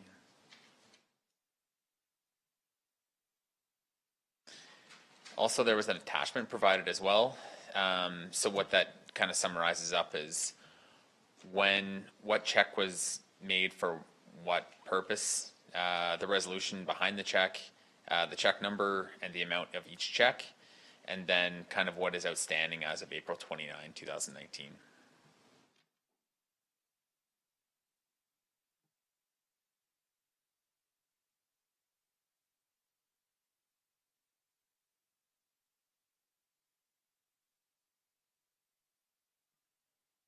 Are there any questions or discussion regarding the payment history report? Yeah, just going forward, what's protocol on something like this? Because at the last WRC meeting, we were told that all the funding for phase 1 and phase 2 has been received. From the province and the federal From the government? province and the federal government. And going through the financials, I believe the town of Rocky, or village of Rocky Ford, has $3.5 million in their account. So we are, and that's it. And the WRC's working basically on less than, $40,000 or $50,000 in any of their accounts. So I'm just trying to figure out what happens here, because there's $1 million, I think, that I don't know where that would be at. So it's either, somewhere, I think Darcy Burke is, like, if WRC doesn't have any more money coming in, does that mean we just take the $1 million hit? Sort of what I'm wondering. So through the chair, we need to speak to the managing partner of it, which is the Village of Rockyford, and kind of see if they have collected those funds, because it was in the agreement, or under the understanding that the managing partner would return those funds as soon as they were paid. So I'd have to confirm with the Village of Rockyford if that has occurred, and then go from there. Now, so is that something that we leave on your desk, or is that something that should be requested from the board members here at the request of WRC? I think the board members should request from WRC. However, administration can also reach out to the managing partner and find out that information as well. Yeah, I was hoping that you could get together with Rocky Ford and compare notes and numbers and come up with a final number. I know if we'll see what the difference is, and they should be able to tell you that too. And then if they got $3.5 million sitting there, I would expect, I would have a good guess where it belongs. Yeah. Yeah. Oh, I know it'll come. So the numbers that we have here are very accurate. So the 4.5, it's just like very, very close representation of what was agreed upon. It may go up or down based on the phase 1 resolution. So the difference between the phase 1 resolution passed by council is that Wheatland County was just going to contribute the municipal portion of it. However, the phase 2 contribution just said we were going to do the full maximum amount. So I believe the phase 1 resolution in that funding letter, we said that we would fund up to a maximum of 1.8 million.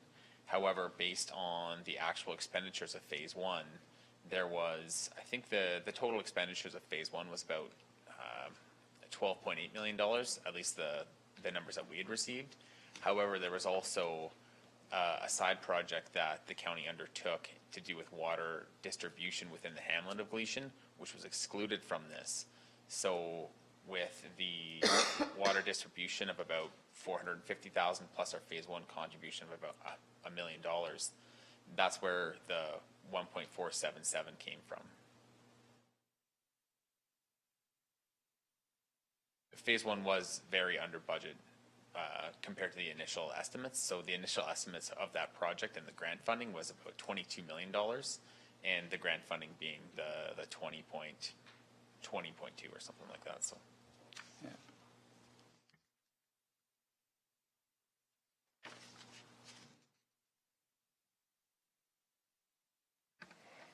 Thanks, Brian. I think you need a motion to do that, to reconcile.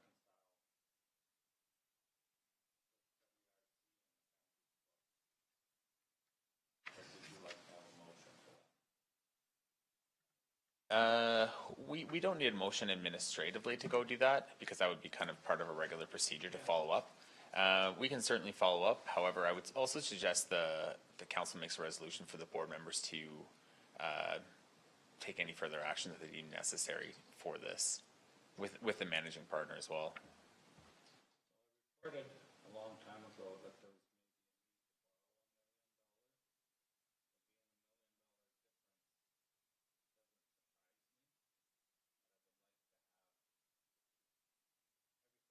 was reconciled so we know exactly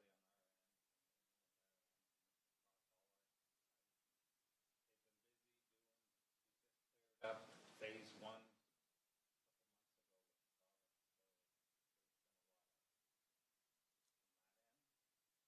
Documents now jive with province's documents.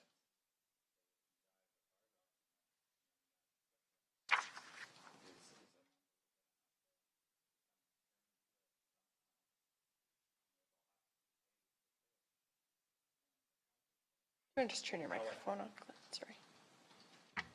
It was on. I don't. Anyway, we have to come to terms with it, that there is money spent for construction phase. It was the manager's wages, basically, and operating costs before we were getting any revenue in. Those costs have to be covered. Yeah. Thanks, Brian, for this. I really appreciate this.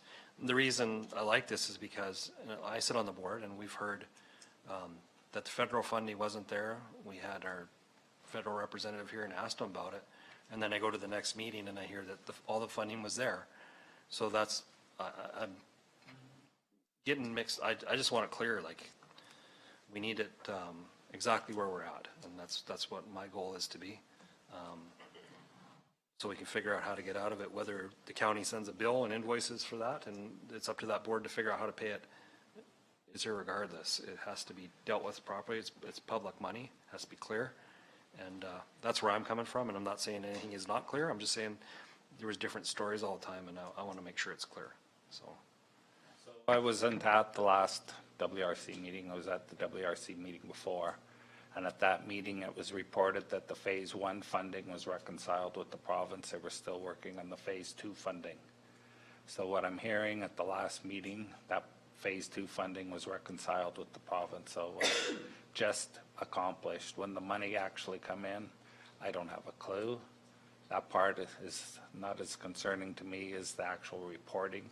It sounds like that report is done and finalized with the province. So that's what we have to go by, is that report. So now we can add our contributions into that kettle of soup, and we'll strain it through and see how it lands out. And that difference is going to have to be a loan of some sort, either a loan or a grant or whatever, but that money has to be come up with. And it sounds like right now it's on our books. And if the corporation borrows the money or however we come to grips with it. But it's nice to have it down to the penny. Being that that end is reconciled, we can reconcile ourselves now. just a little clarity, Glenn, that one meeting, there was asked about federal funding, and because we had Martin here, I said, we will talk to him about it, and then the very next day, basically, that night, find out that, oh, it came in. So that's just, and it wasn't, it came in yesterday, it came in a long time ago. I understand, but I said to the board, I will take it to Martin, he's here, and ask for it and find out where it's at, only to find out that it's been there a while ago. So it's concerning to me, that's all.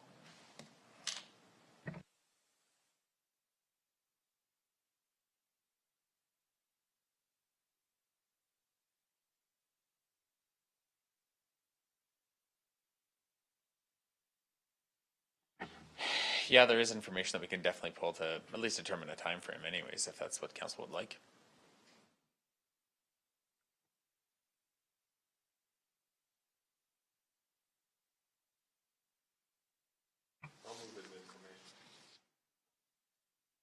Just before we go there.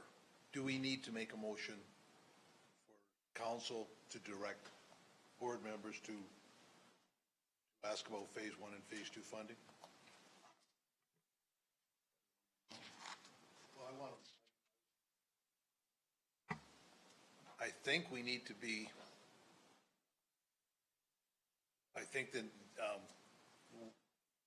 we need a final answer from WRC. And if we, you know, like, I think we need to know in black and white when and where and everything else that the phase 1 and phase 2 funding was done, and should we be directing council to our board members, make sure that it gets done. I would like to wait and see what Brian's report is on reconciling accounts between the county and WRC. If there's a difference there, yeah, find out what it is.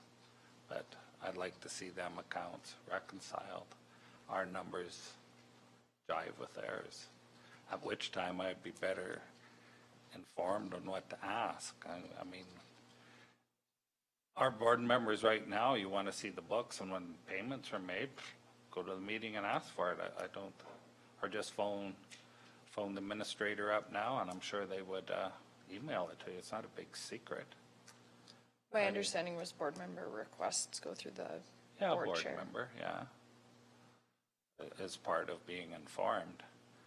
But to me, this payment thing and how much is owed to who, and getting that down and getting our, as Brian said, our first installment for the municipal portion of phase 1 is reported there, but a chunk of that money went into rehabbing the Galician plant. And that money was decided to be used there because of the savings in the quote, so it just kind of went into that. It come to council and we agreed to that. How much that cost, I don't know, but that is part of, should be part of this report, because you're reporting the 1.8 million, I believe. I don't know if that was what was spent, or, but we could do like a full report with phase 1 to, we financed it. We should be able to put them numbers up, and if our staff is happy with them, well, then that's what we have. I would feel happier if my staff here had a look at them, being we're the ones that financed it. We should be happy with it, our staff. Just wait for that report to come.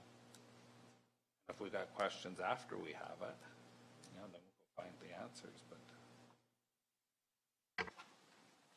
I do know it was discussed at the last board meeting at WRC that the staff worked together with Brian to do this very thing.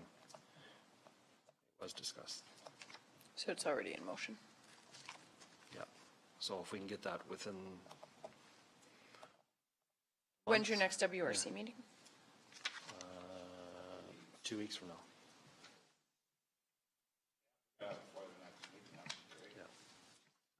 Oh, for sure, we can reach out to the managing partner tomorrow, kind of get some information going. Sounds great. There is a motion on the floor to accept his information, of course. There was some discussion too of shares. You had mentioned that at WRC, and I don't know where that's at, or if how that It had plays a into this.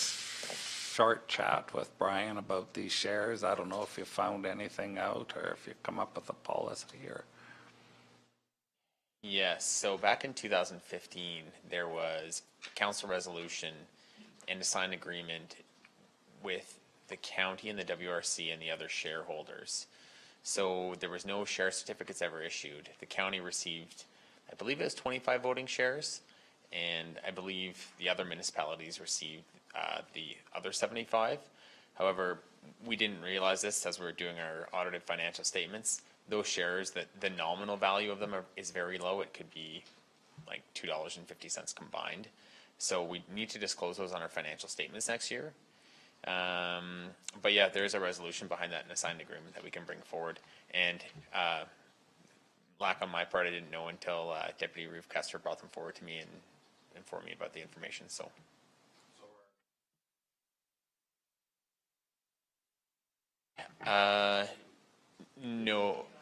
No, so our financial statements have a materiality. I think this last year was like 1.1 million. So if there's ever a misstatement of anything greater than 1.1 million, then yes, they would exceed it. Yeah, so. So there was the other issue of the preferred shares. You looked into that any at all, or do you need any more? The preferred shares, I don't recall. I only recall the voting shares. I could definitely look into the preferred ones though as well. Preferred shares were before you come, the council discussed it.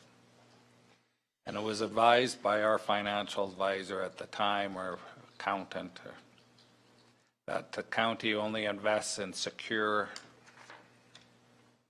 right? So recommended against having preferred shares in the corporation. And I said, I think we have to revisit that, and nothing has ever happened about that. So. Yeah, so our current investment policy states that we will only invest in secure GICs through an Alberta financial institution.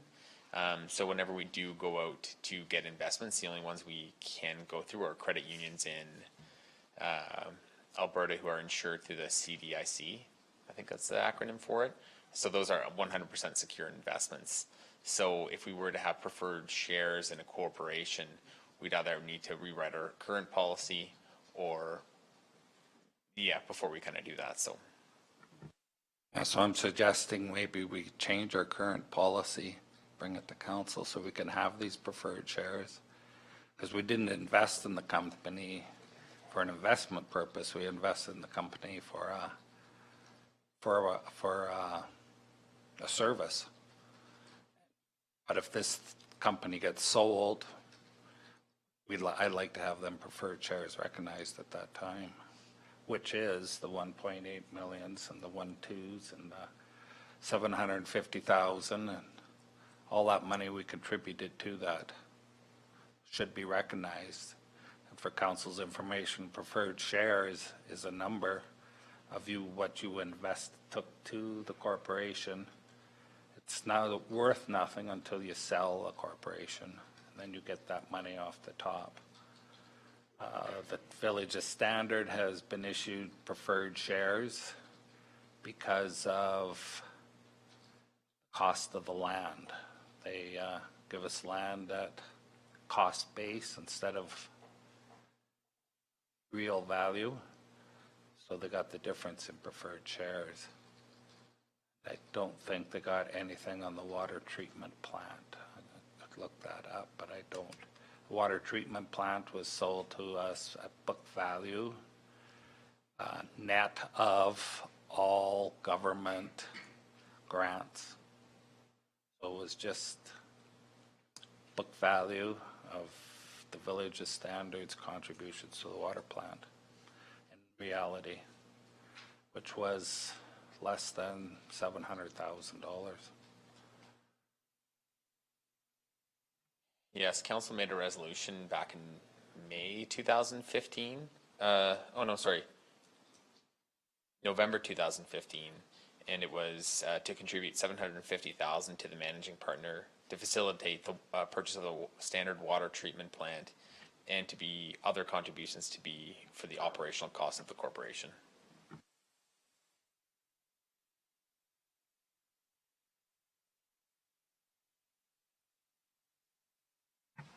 Is all this stuff in an agreement, like in a? Like all of it, should it be in a document that goes with all of it? That's a problem I have is. We were talking about trying to get a corporation. Preferred shares were talked about. Preferred shares were issued to Standard. Wheatland County didn't want them at the time because of our policy. The agreement was, yeah, we get preferred shares, but Wheatland County didn't partake of it at the time. I'm suggesting we revisit that and get our hands on them preferred shares. Yes, it was all part of, to get that corporation, 2 years, I'll say at least, or more. Took a long time. A lot of questions. We had a lawyer working on it for the most part, his same lawyer, Orville from Brooks, because he did the one in Newell. He was the most acquainted with the latest askings for corporations. Yes, we spent a lot of time at it.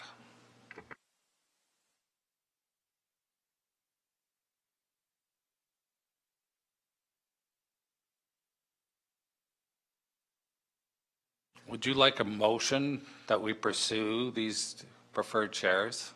Or you to bring a policy to council reflecting so we can somehow revise our policies so we can receive these preferred shares? Brian, what would be the best way to moving forward? Sure. Probably a resolution along the lines of that council direct administration to review the investment policy for inclusion of acquiring preferred shares and or other investments. I'll make that motion. Did you get that? There's a motion on Oh, is there still one on? Just to accept this as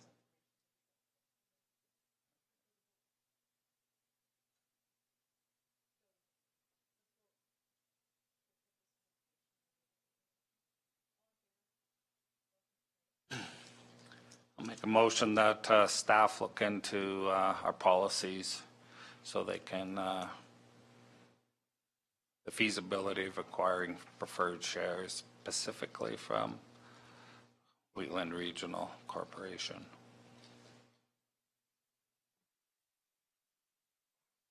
I'll ask a question. I'm not a financial person by any way, shape, or form. Is that the best way to secure our investment, is preferred shares? I have no idea if that's the best way, so. So my involvement with shares in regional water corporations is very limited. So I'm gonna have to look into that one myself. However, if we review the investment policy that the county currently has in place, then that'll kind of give us a little bit more time to kind of review that and get back to you guys. So no changes can be made until the investment policy is reviewed and brought back to council, so. Some of this will be clarified as you reconcile with the managing partner as well. It'll help us get closer. Yes, that's correct. All right, there's a motion on the floor. Any further questions or discussion? All in favor? Motion is carried. We also had the unaudited financial statement circulated as part of our package.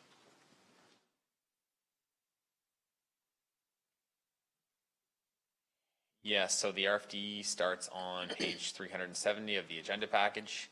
So this is very early in the year. Just keep that in consideration. So this is just up to March 31st. Lots can change. How we kind of arrive at these numbers is we take, when we know a specific number comes in at a certain time of year, such as general taxation, we plug those numbers into the correct month, which would be April, so they wouldn't be reflected in these statements. However, all the annual expenses we just usually divide by 12, and it just kind of gives us a rough idea of where we're kind of at, or like where we're sitting. So we're currently under budget with the expenditures, fairly in line with revenue. However, we need to consider that in the county, most of our expenditures occur during the summer months when we have seasonal crews back and construction is going on, so. Does anybody have any questions about the financial statements? A motion to approve. Dunn has moved. All in favor? Motion is carried. Thank you, Brian. Yep. The Community and Development Services Report.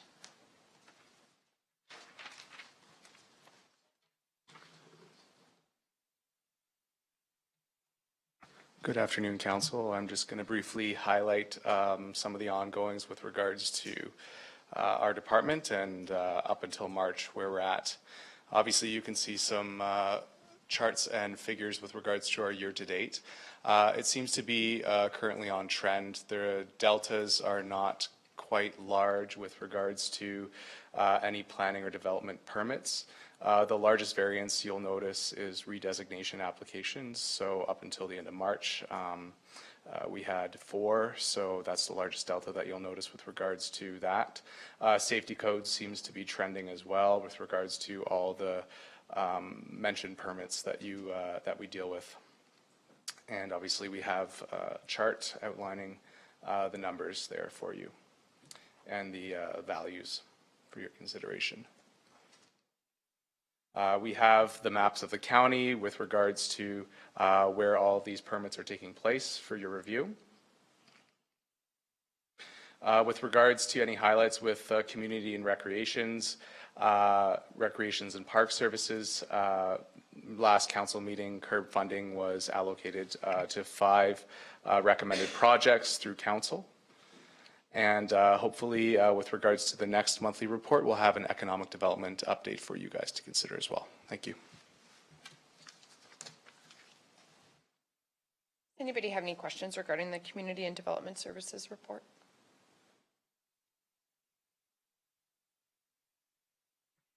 Matt, about a year ago, I don't know how long ago actually, the Oasis Campground was, we just want to know what the status is of that. Can you find that out for us? Through the Reeve, absolutely, and we'll be discussing that later as well.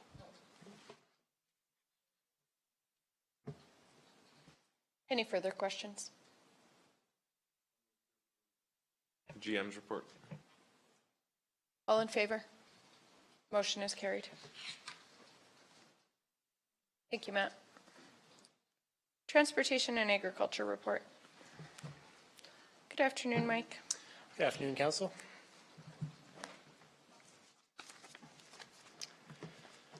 Okay, you have the GM Transportation and Ag report in front of you. Just a couple highlights. We did award the contract for Capital Works in Carsland a couple weeks ago here. It was awarded to Consite. They're tentatively, the pre-construction meeting occurred last week. We're looking at putting out some correspondence now for the landowners, the adjacent neighbors there. We're doing a little bit different this year. We're going to put it out early and then hold the public meeting probably in mid-June. We scheduled the construction to occur after Aggie Days, just to make sure we didn't have any hiccups through that. So you'll see something in the next little while come out as far as a public meeting for that information meeting. And then just draw your attention to a couple maps that are in your package there as well.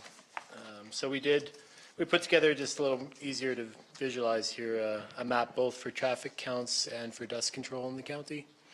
Excuse me. So you'll see the traffic count is basically 2018 counts, and we correspond them with colors there. Sorry, maybe I can pull it up here. Yeah, there you go. So you can just see where some of the areas of lower counts are shown as green here. Higher counts are red and dark blue, and those are primarily in the west side of the county there. So this is a good visual both for what we have and where we may need to increase traffic. We've added a couple down here this year. We've actually eliminated this road, Township 270, from counts. We've done it the last 5 years and haven't got over 40 or 50 vehicles a day, so we've eliminated that from our project or from our program. And then the other map you'll see is dust control. So both county applied and ratepayer applied dust control, as well as our dust control we put down for the gravel pits under the CAP, Community Aggregate Pavement Funding Program. So you can see where we focus some of the actually it correlates really well with the traffic counts as far as where we have higher traffic. We've put down county applied dust control, primarily in the west side of the county here, but there are some in the east here, over by Clooney Transfer Site, that sort of thing. Mike, would you be able to, I know we talked about it there the last time and you said it's possible to get those counts. Would we be able to see the counts on the intersections along the provincial highways? Yeah, that's available on Alberta Transportation website. I can put where there's specific areas, just all the way along number 1 in the county, or? Yeah, please. Okay. Yeah, I can bring that for next week or next month if you like. Any other questions? These maps are very helpful. Like, it's good to have that visual. I appreciate it. Thank you. Yeah. Thank you. Just for clarification, if it's over the 100, does it go by complaint, then it goes to the administration? Yeah, so through the chair, under our current policy, we do have, basically the 100 threshold is where we start looking at them to see if there is concern. Not to say that if it's under 100, we won't look at it, but we look at it more for ratepayer concerns. And then we look at sight lines, amount of dwellings on that road, that sort of thing, before we make the judgment call to put it on there. So you can see on Township 250 over in the west, or in the east, we do put it at the major intersections of the paved roads, even though we don't have over 100 vehicles there. But safety concerns are raised on that.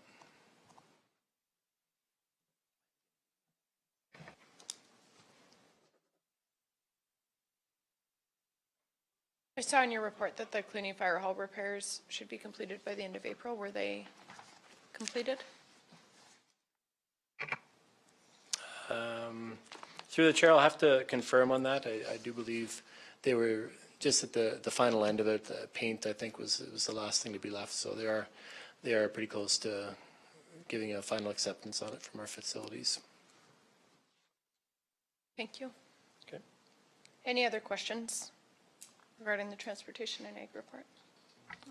Road maintenance.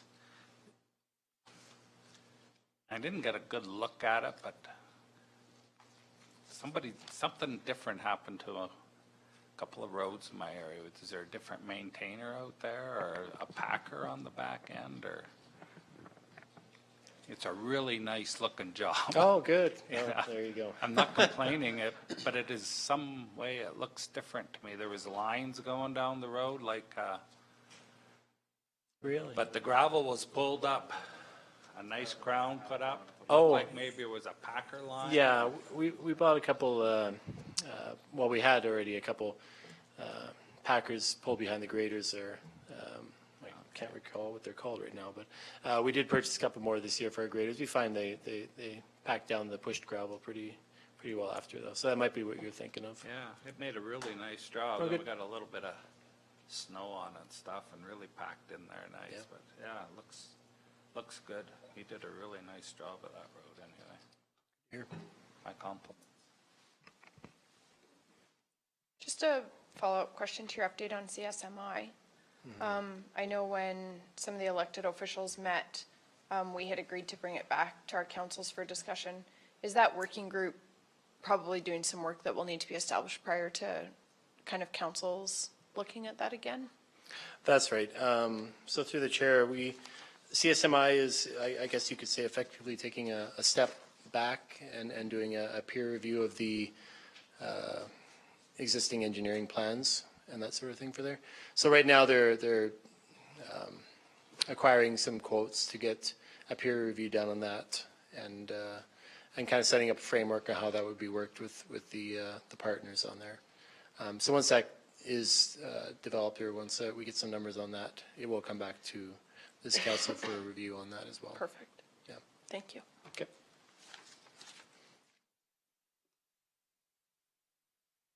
Anybody else have any questions? A motion to accept the report as information. Scott's moved. All in favor? Motion is carried. There's an RFD regarding a lease renewal. Just further to what was provided in the RFD, I did circulate some correspondence that was in my mailbox here that I received after the agenda package was put together. And I just bring it forward because it is a request regarding the lease in this RFD.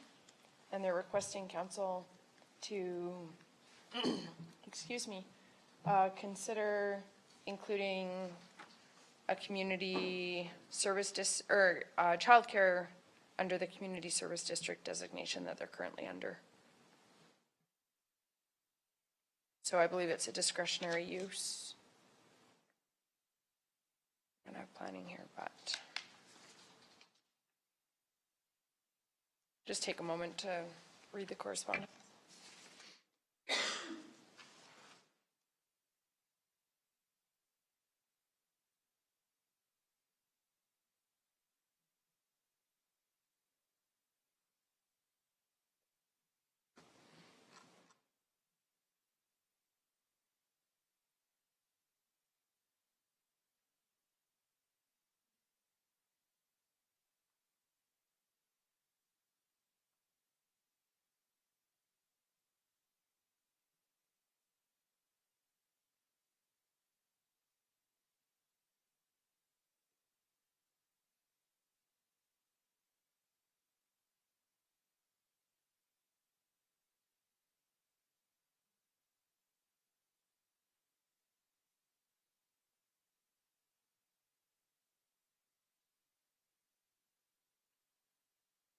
Just curious, how do we end up with this land, this building? As the county?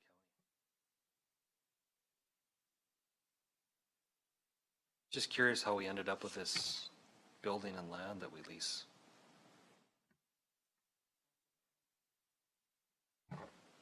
I'd like to speak on it, though, if I could. I've been waiting for this letter to come. It's become a hindrance to the whole, all the residents in the area, including rural. They have absolutely no daycare. I have a business that's in that area that I can't get anyone to work because they keep telling me they do not have any daycare. It is so necessary. I can't believe it's not that small of an area that there's no daycare facility that's available. I know the applicants, I know the committee, and I think this is a really, really good way to go. So I haven't confirmed what designation they're under, but under community service district, childcare facility is a permitted use. So that wouldn't need to come to council, would it? And if you, like, if we need staff to look into this, I'm fine Yeah, with that. staff should look into that and get back to you guys. Okay.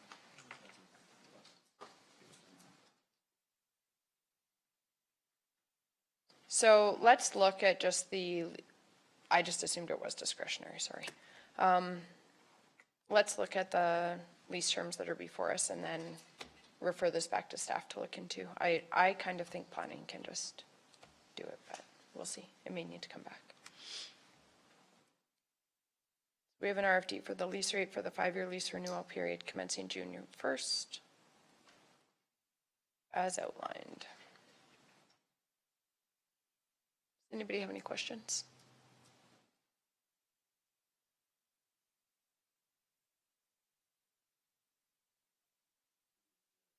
Looking for a motion to allow, I'll put a motion on the floor to allow them to amend the lease to allow the child care, however you want to word it in there, as long as it doesn't interfere with our land use for that area. Provided they are under the usage designation of community service district, it should be permitted under that I designation. would prefer that it went to planning department and see how that's usually the process we do for discretionary use and have them bring it. It's back. actually under permitted, so I don't even, Well, if it's permitted, yeah, I would let them do the recommendation, bring it back if they have to, if not. Well, I was just trying to save one step. Yeah, I So that know. if the motion is on the floor that it be allowed as long as it's permitted, then once staff gets it, it can go forward. But if it's allowed, if it's permitted, we've never made a motion for that before. Right. could I recommend that we possibly table this and let staff just even look at it? Yeah, Matt should be, I just sent Matt a message. Okay. He should be coming in here shortly. Look at that. You guys are getting your steps in today. We have a question for you, Matt. Can you hand that around to him? It's pertaining to agenda item 4.4C2, the lease terms for the Bow Valley Alliance Church. And so there was correspondence in my mailbox just requesting that council consider adding a daycare to operate under the land use. In our land use bylaw, childcare is a permitted use under the community service district, which is what they've indicated they are designated as for their worship facility. I guess we're looking for confirmation. Do we need to do anything if it's a permitted use at the council level, or can staff address that?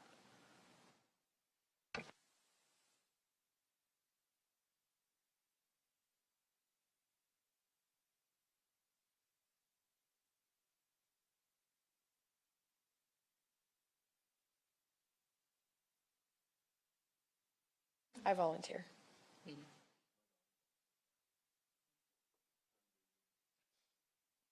You're really good at it.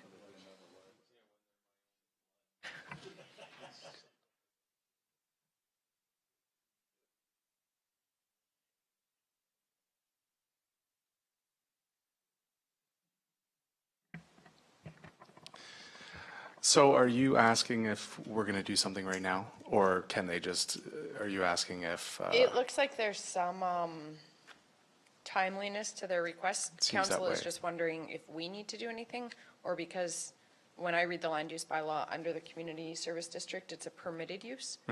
Planning could just address that. We can. Yeah, we can just perfect. address it. So I can reach out to Teresa. That would be Sense. wonderful. Oh, no? Okay. And then council will just look at the RFD that's before us then. Is, Ben, you're okay with that?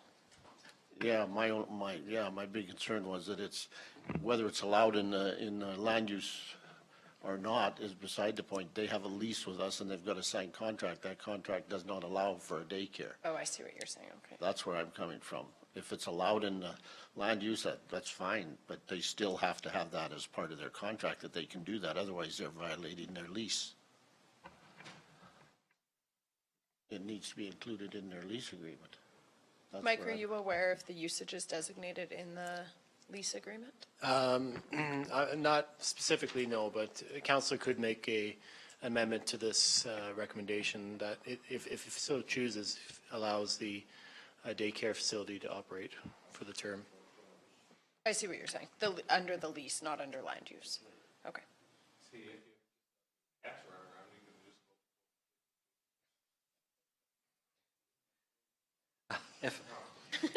If I can ask a question, so a change of use like that, I imagine there's going to be some, because it's childcare, there's going to need some upgrades to that building to be able to do that. Yeah, So they're aware of that? They're aware of that. Okay, fair enough. Although a lot of that is already in place because they have Sunday school. Not our lane. It's not our problem.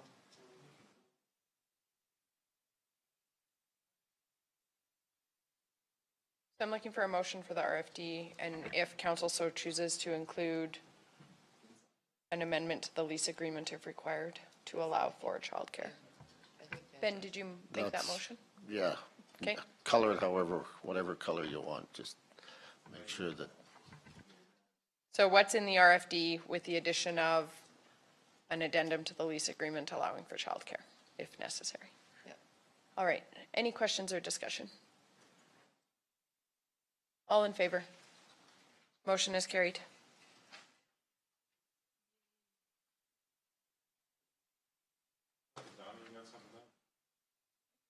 Under 4.4C3, we have an RFD regarding a offer to purchase. Thank you, Matt.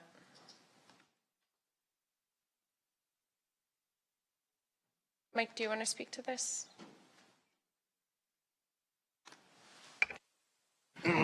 So the county received a request for purchase of a vacant lot in Cluny. It is adjacent to, I'll show you the location of it, adjacent to, I believe that's Railway on the south here, and adjacent to a couple of developed parcels. So the adjacent owner is the one that made the request for purchase. Our assessment department went through and determined if it's consolidated into the adjacent parcel, then the proposed value of, I think, 4,000 is appropriate for the assessment value of that property. Because of that, it's not below market. We don't need to follow any of the advertising requirements that we would with any other MGA purchase. And recommendation is to approve the sale.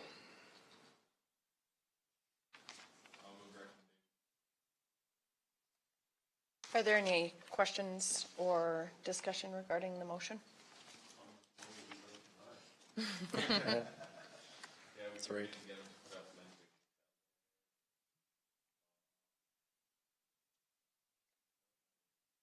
All in favor of the motion? Motion is carried.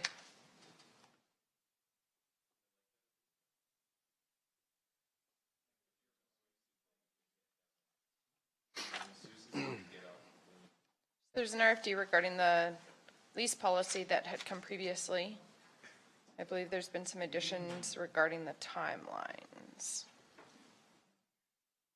Yeah, through the chair, at council's request, we amended the policy, leasing policy to include these two clauses here. Tenders for leases be released by October 31st of the previous year from the effective date of the lease, and the lease dates shall begin on January 1st, except where they commence mid-year. Two additions to the leasing policy. Are there any questions or comments regarding the amendments to the policy? It looks like it's captures what we discussed.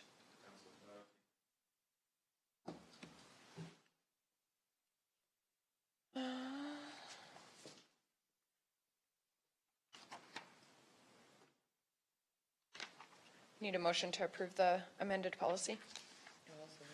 Donna has moved. Any questions or discussion? All in favor? Motion is carried. There's an RFD regarding a land lease.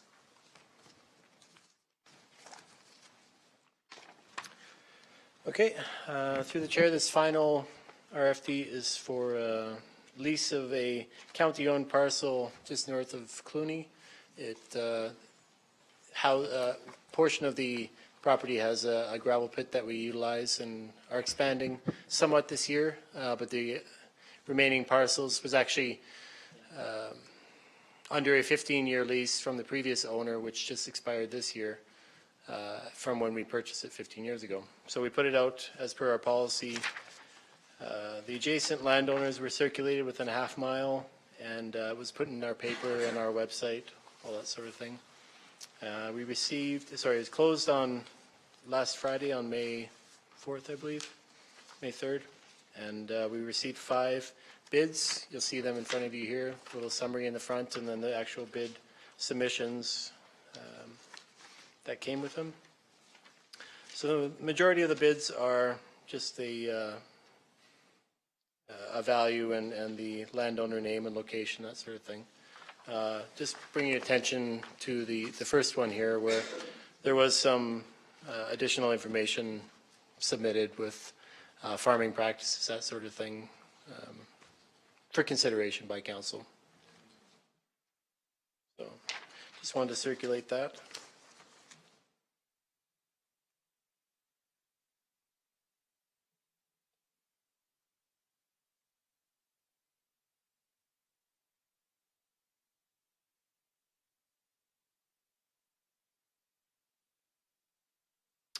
So the bids came in varying, as you'll see in your handout there, from anywhere from $50 to $71 per acre. We're laying on a 5-year term with this lease here. So under our newly approved policy for leasing, the adjacent owners to the parcel have a right of first, or can be offered a right of first refusal. We put that in place primarily so that we have adjacent landowners working the land, and we've found in the past we have better results with land farmability and that sort of thing keeping up. So you'll see on your I should have numbered these. So the third one down, submission by Pallisons at $60 an acre, is the highest adjacent landowner to have submitted a bid on that. So discussion can be had. My recommendation would be to get in contact with Mr. Pellison and ask him to, if he's willing to submit a bid or match the bid for the high of $71 per acre on that. And I guess go from there. Well, I'm gonna have a little.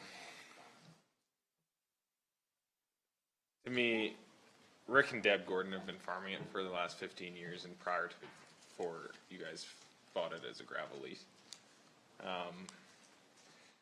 When you're renting land, if I were to rent a quarter section, if I were to sell that, they'd have first right of refusal.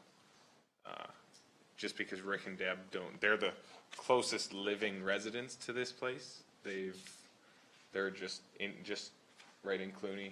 Their farms just on the north side as you're coming down the hill.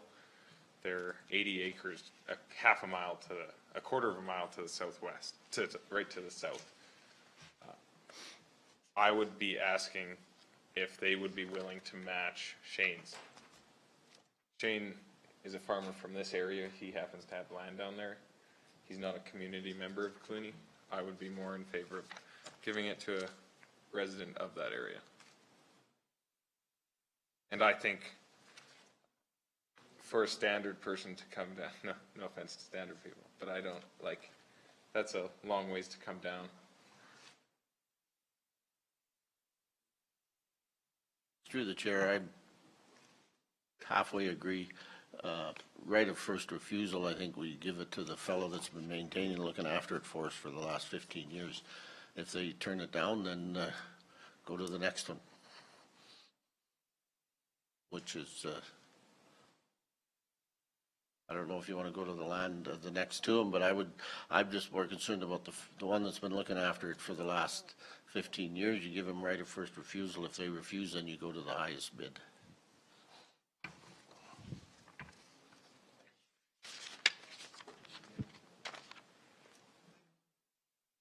Big number, but there's a certain amount of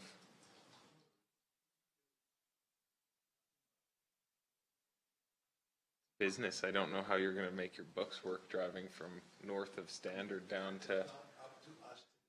No, that's not up for us to decide. I'm just trying to figure out consistency with the policy that we have just recently amended. So in F, owners adjacent to lands tendered. So I asked, when we amended the policy, I asked for first right of refusal to be to the renter itself, but we did not go for that, so I will still fight for that. I didn't want I didn't want adjacents to have first right of refusal, so I will still fight for my side. I will still go against policy that would approve. If we go back through the chair, if we go back to our policy, page 394.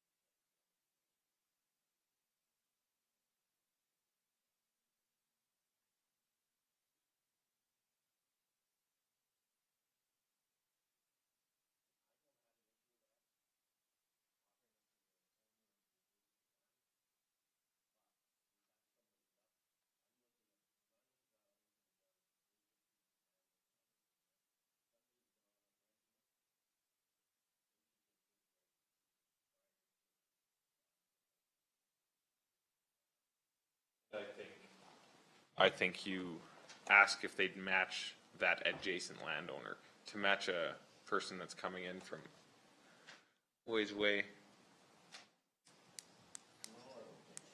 So you want them to match the $7,500 a year?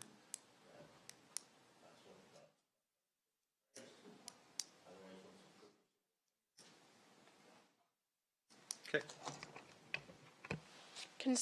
Go ahead. Before I can vote for that, I would have to have our recently amended policy re-amended. support that if it's not in the policy. What kind of direction is that? Just amend a policy and then the first thing we do is vote against it. That's what along those lines, I was going to ask if somebody could refresh my memory why we didn't have a clause, and I apologize, I do not recall, pertaining to previous leasees having kind of an equivalent first right of refusal. Brought this up because I knew I Rick- remember we talked about it, I just don't recall because why. I knew Rick was gonna apply and I knew he was gonna have to. But our policy is silent on the issue of the land being rented currently. So we're not going against. We're not going against our policy. There's nothing in there that says that we can't offer it if they'll meet the tender to the one that's been renting it. There's nothing in here that, when I read this, I'm looking at this as land that is not being currently rented. And you decide to rent it, then you'd go to the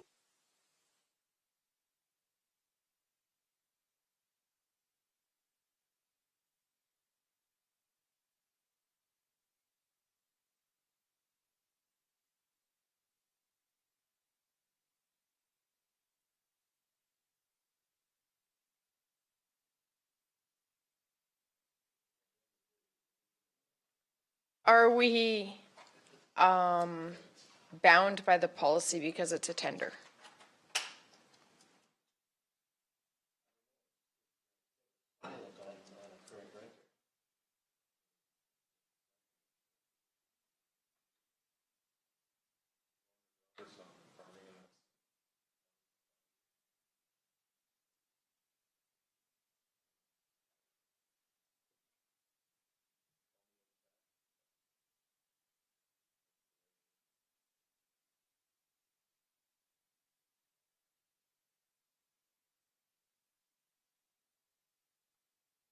Can administration advise if we are bound by the policy because it's a public tender?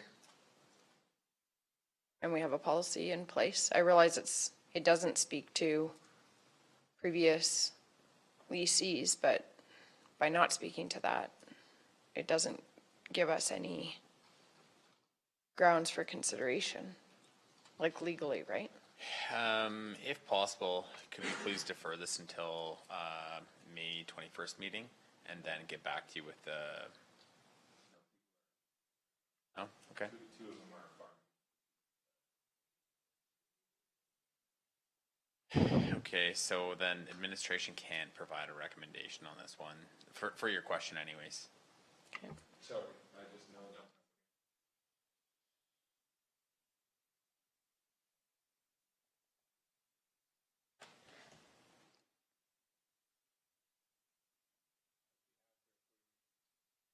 If we rephrase question F there and said, current leasee would be granted first right of refusal, second right would go to adjacents. Yeah. Say that once more, Glenn. First right of refusal, the current leasee would be granted first right of refusal, adjacents would be granted second right. In this case, we've got two adjacents, two different bids, but I think it just goes for, without saying, the highest bid adjacent would get the first of the second right. Without being a lawyer, but. So are you proposing we amend the policy? Amend the policy to F, current leasees be given granted first right of refusal. Second right, adjacents. I do remember there being discussion surrounding there that. I was. just don't recall why we didn't Trust me, I asked myself that. structure the policy that way. I agree with what you're saying, Glenn, but I think it needs to be a separate, Just because letter you them. may be trying to get rid of a renter too. If it hasn't been a good, like, you should have one, it should say the current renter has the right of first refusal if they have been maintaining the land in a proper Could you just say may be granted, and then it would be at discretion? Okay, say J, all leases will be finally accepted by council, At the discretion of at council. the discretion of council. Yeah, because like, to me, even if like Hutterite Colony were to bid on that, I'm sorry, even if they're the highest bidder, will never. I just think we have to be Racist. consistent with our policies, so, The majority of them don't like Hutterites. okay, we're gonna stay on task, guys. Glenn, are you proposing that amendment to the policy? Well, then we'll just, to Ben's question, we'll just add another line that all leases are at the discretion of council. Well, if we sincerely want first right of refusal to go to the current leasee, I wouldn't mind seeing that in the policy. Second, right As of Ben refusal, said, maybe you don't want them. but you could say may. Yeah, it's still to the discretion. And then if administration brought some concern I guess to that's council's just as attention. effective, that answers that. And then Second right may, adjacent landowners. So we would just be amending E under leasing of county property. Yeah. F, F, right, sorry, F current. would say leasees current may. leasees may be granted a right of first refusal if they submit a letter on a parcel available for lease. Owners adjacent to lands tendered shall be granted. Is it legal to do a right of second refusal? I wish I was a lawyer. I don't. I should. So through the chair, we could amend the leasing policy to give right of first refusal to existing renters at council discretion. Just add that it may give right of first refusal at council discretion. Secondary right of refusal, we'll think of the wording for that, for Adjacent owners. adjacent landowners. Are you making a motion to that end? Okay. Discussion on the motion to amend the county leasing policy. All in favor? Yep. So we're going to be amending the leasing of county property policy. Section from 9.52 is the policy, and it will be under F. Pursuant to what Mike recommended, so current leasees may be granted first right of first refusal. Owners adjacent to lands tendered may be granted a second right of refusal. And then leave the rest of the wording the same. If they submit a tender, for both those phrases, it will be if they submit a tender on a parcel available for lease, the right of first refusal must be accepted in writing within 14 working days of the offer. So that motion was carried.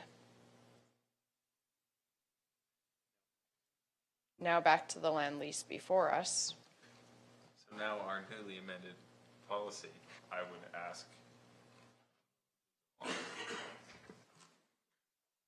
would ask, with first right of refusal going to the renters, second going to the adjacents, I don't think the Hermanson bid is a viable choice, so I would be asking Rick and Deb to match Pallison's price. No. Do that. Get it on tape. No, you can't do that. This is a bid. You cannot change and say, well, I don't think they can make money at that price. That's not up to us to decide. So sorry, no.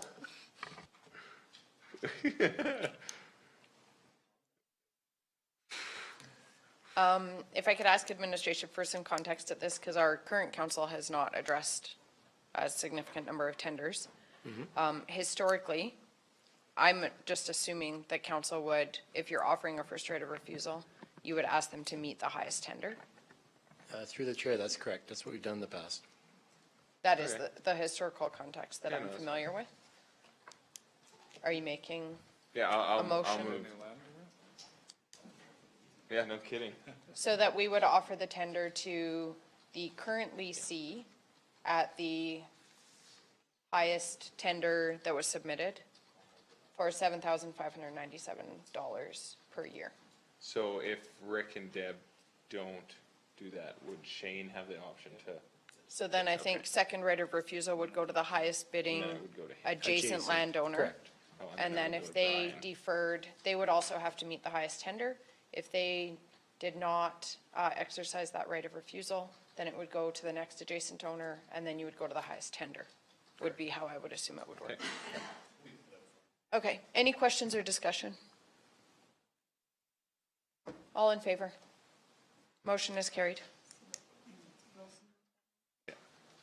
I'm just happy Rick got it, because the way we had policy after hashing it, I didn't think he would. Yeah, they will. We're going to move on to the General Manager's Report for Protective Emergency and Fire Services. Good afternoon, finally. Thank you, Mike.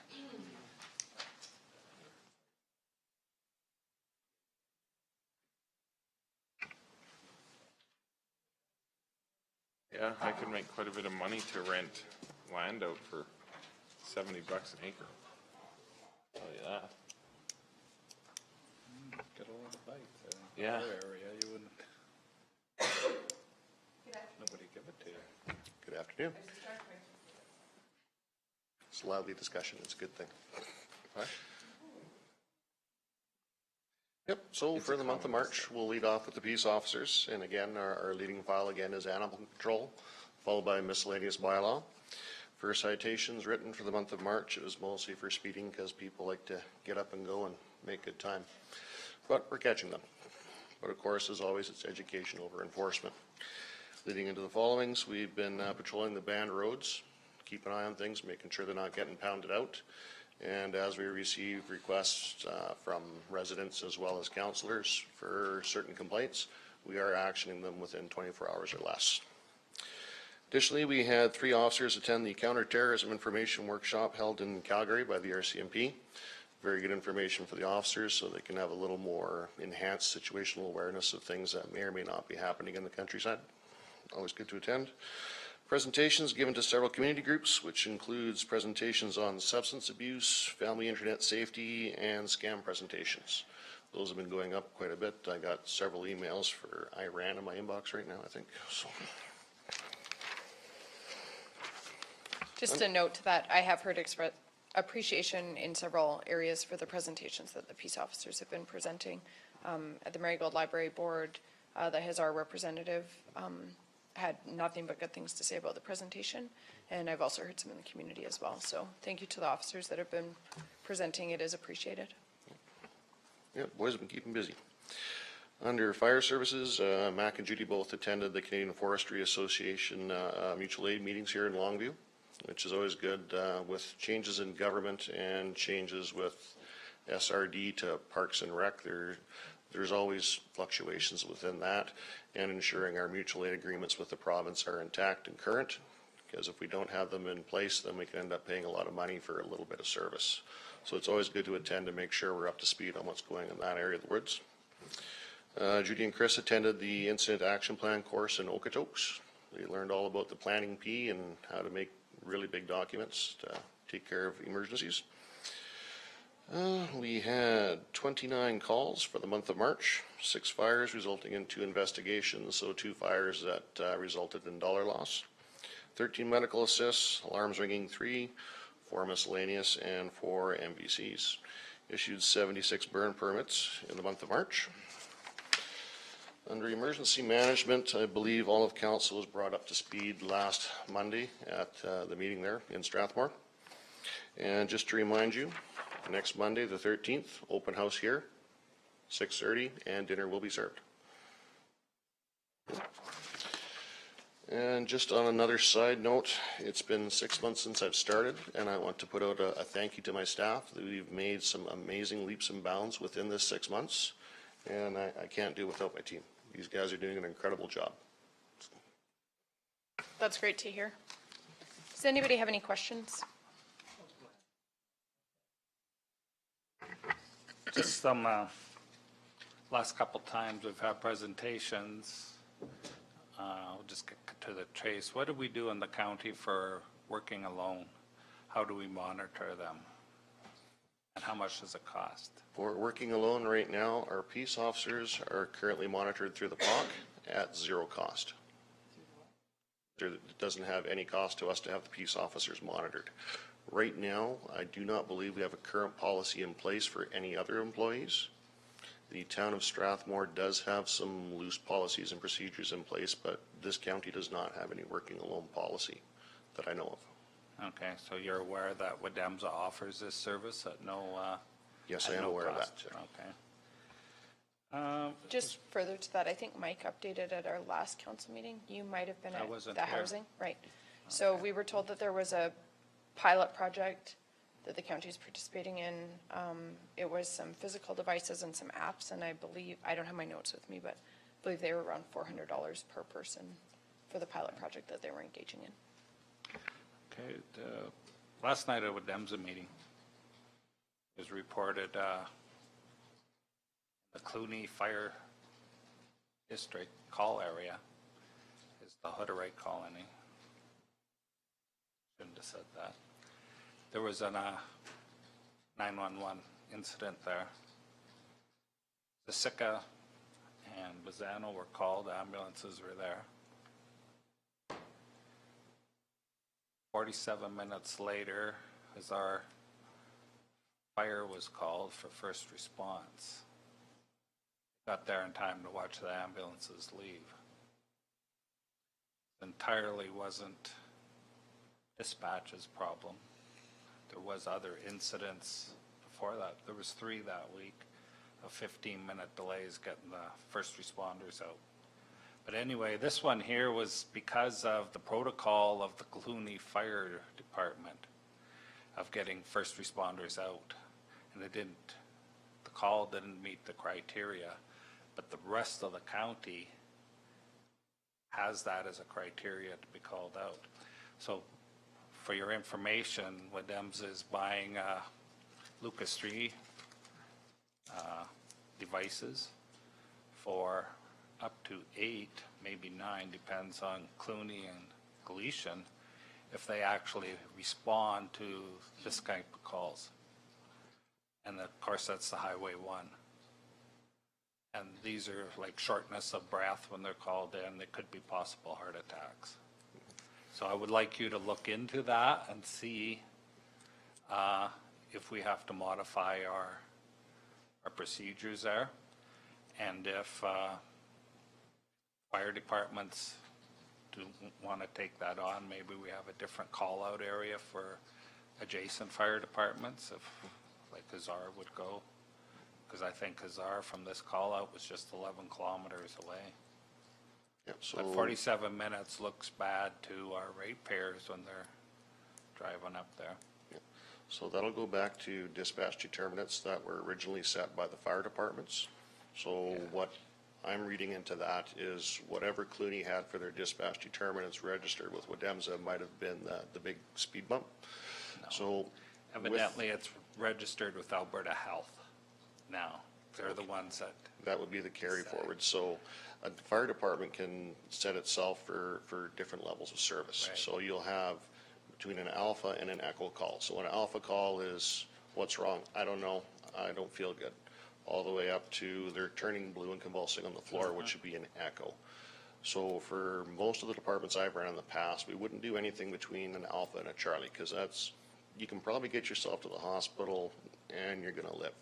It's the deltas and the echoes that would take the priority calls, and those are the ones you always go to, if you meet that level of training under medical direction from AHS. Right. So these protocols are set up with Alberta Health, and which ones you get dispatched to or not. So currently in the county, if possible, if the 911 call gets paged to Wademza, if there's an opportunity, the dispatcher will park on the line and get the particulars and dispatch a fire truck. This didn't happen in this case. It was shift change and whatnot. And if So there's so the responding fire department from Bazano asked for fire, and then they got dispatched out. Okay, I'm just asking you to check in Yep, I will. and make that area the same coverage as the rest of the county, because the rest of the county would have responded to that call. That's all as for the terminologies and the names of the calls, get a hold of Rob. I'm sure he would give you the official designations. Yep, there's Okay, over. I know there's a service lacking in that area. And that's what was reported last night. Did I miss something, Donna, or was? No, so Clooney doesn't have first responders.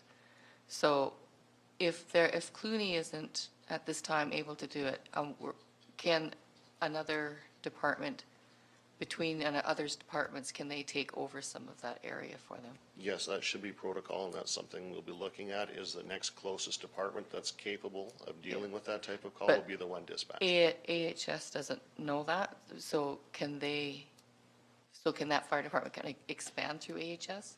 That's where there's a little bit of a disconnect. So Okay. between AHS and Wood-Demsa, because they're not linked with each other's protocols into fire, if they request it, the request for fire would have to go from AHS to Wood-Demsa. They'll have to look and see who would be the next closest qualified fire department and then tone them out for that. So if there's no protocol to call for first responders because it's not accepted in that area, they don't call, AHS won't call anybody. Because it's not in the area where there is capability to do anything. So what I'm saying is if we could expand, and I don't know if you can, I really don't, expand ask them if they could expand the fire department that does have that first responder capability to areas that aren't covered right now. It can be done. There is some difficulty dealing with the province Because, on this. yeah, the problem is that AHS isn't calling anyone in those areas. No one. They don't know that Hazard could be a backup or Standard could be a backup. Bizano did, so that's what they did is they called, but it just took too long. Right? Yeah. My understanding of this is, correct me if I'm wrong here, I believe individual departments were asked what they wanted to provide for service, and that's the way it's always been. What you are suggesting is that the county set up a county-wide, well, that would be the only, no, because, well, if you're saying have another department respond, then we're asking for a level of service that's not provided in that area, and we haven't set that level of service. So if, in order to do it right, would be we set that level of service through staff countywide. And then if the needs aren't met in each area, then we have to look at neighboring partners to help out. But we have, that's the only way I can see that it's gonna work. Does that make sense to you? It does make sense. Because then it's a blanket, then it's not, oh, it's here, well, we can't do that, it's here, we can't do that. County of Wheatland, we're gonna have this level of service, Charlie calls out, and then we know. But the way it is right now, it's each individual department asked by the members what they wanted to do. Am I correct saying that? And they've responded, the volunteers at the hall say they don't wanna do this. I know Carsland, and I know this from back being on the, but from back being on the board at Strathmore a long time ago, there was a lot of them that didn't want to do it. So if we set that standard across the board, of course, there's expenses that come with that too, but that's the only way you're going to get what you guys are looking for. And that clarity, because there's too much mumble jumble. And I don't know if we're at that point yet. Currently, all the fire departments have set their standards to Alberta Health. Just asking that Clooney and Galician give the adjacents the opportunity to go into that area for certain calls, or whatever it takes. I know every fire department has their own criteria, and from what I gathered, they were all pretty much get called out to everything except Clooney and Galician. And I would like to I don't see think that it's just, addressed. so from my understanding, I don't think it's just Clooney and Gleason. I think there are, different fire departments have set different levels of standards. Just a few notes from what I've gathered from talking to different people is that there would be some challenges with setting one level of service because there are areas that are available to respond to all levels of calls.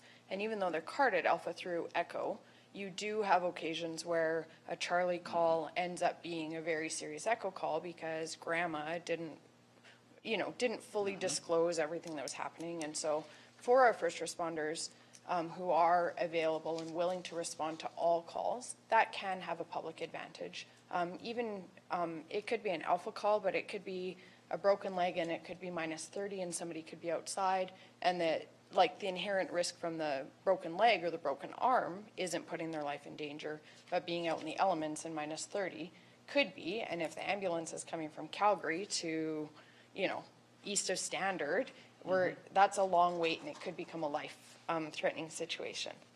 One advantage to having fire departments that respond to alpha through echo calls is what we heard at the regional partnership meeting, is that our dispatch center currently can stay on the line and listen, and they will dispatch medical first response ahead of AHS dispatching them. And I have heard of several instances, and from a few different fire departments even just the last couple of weeks, there's been some really dramatic examples. The Clooney one I think is a little bit more complicated, but there have been some 16-minute time differences and things like that that could have an impact on survivability of some of these events. So that's one of the things that differentiates is if dispatch, and this is just from my limited understanding, if dispatch knows that medical first response responds to everything, they can dispatch them instantly. They don't have to wait for it to be carded, and they can just get them rolling, get them going.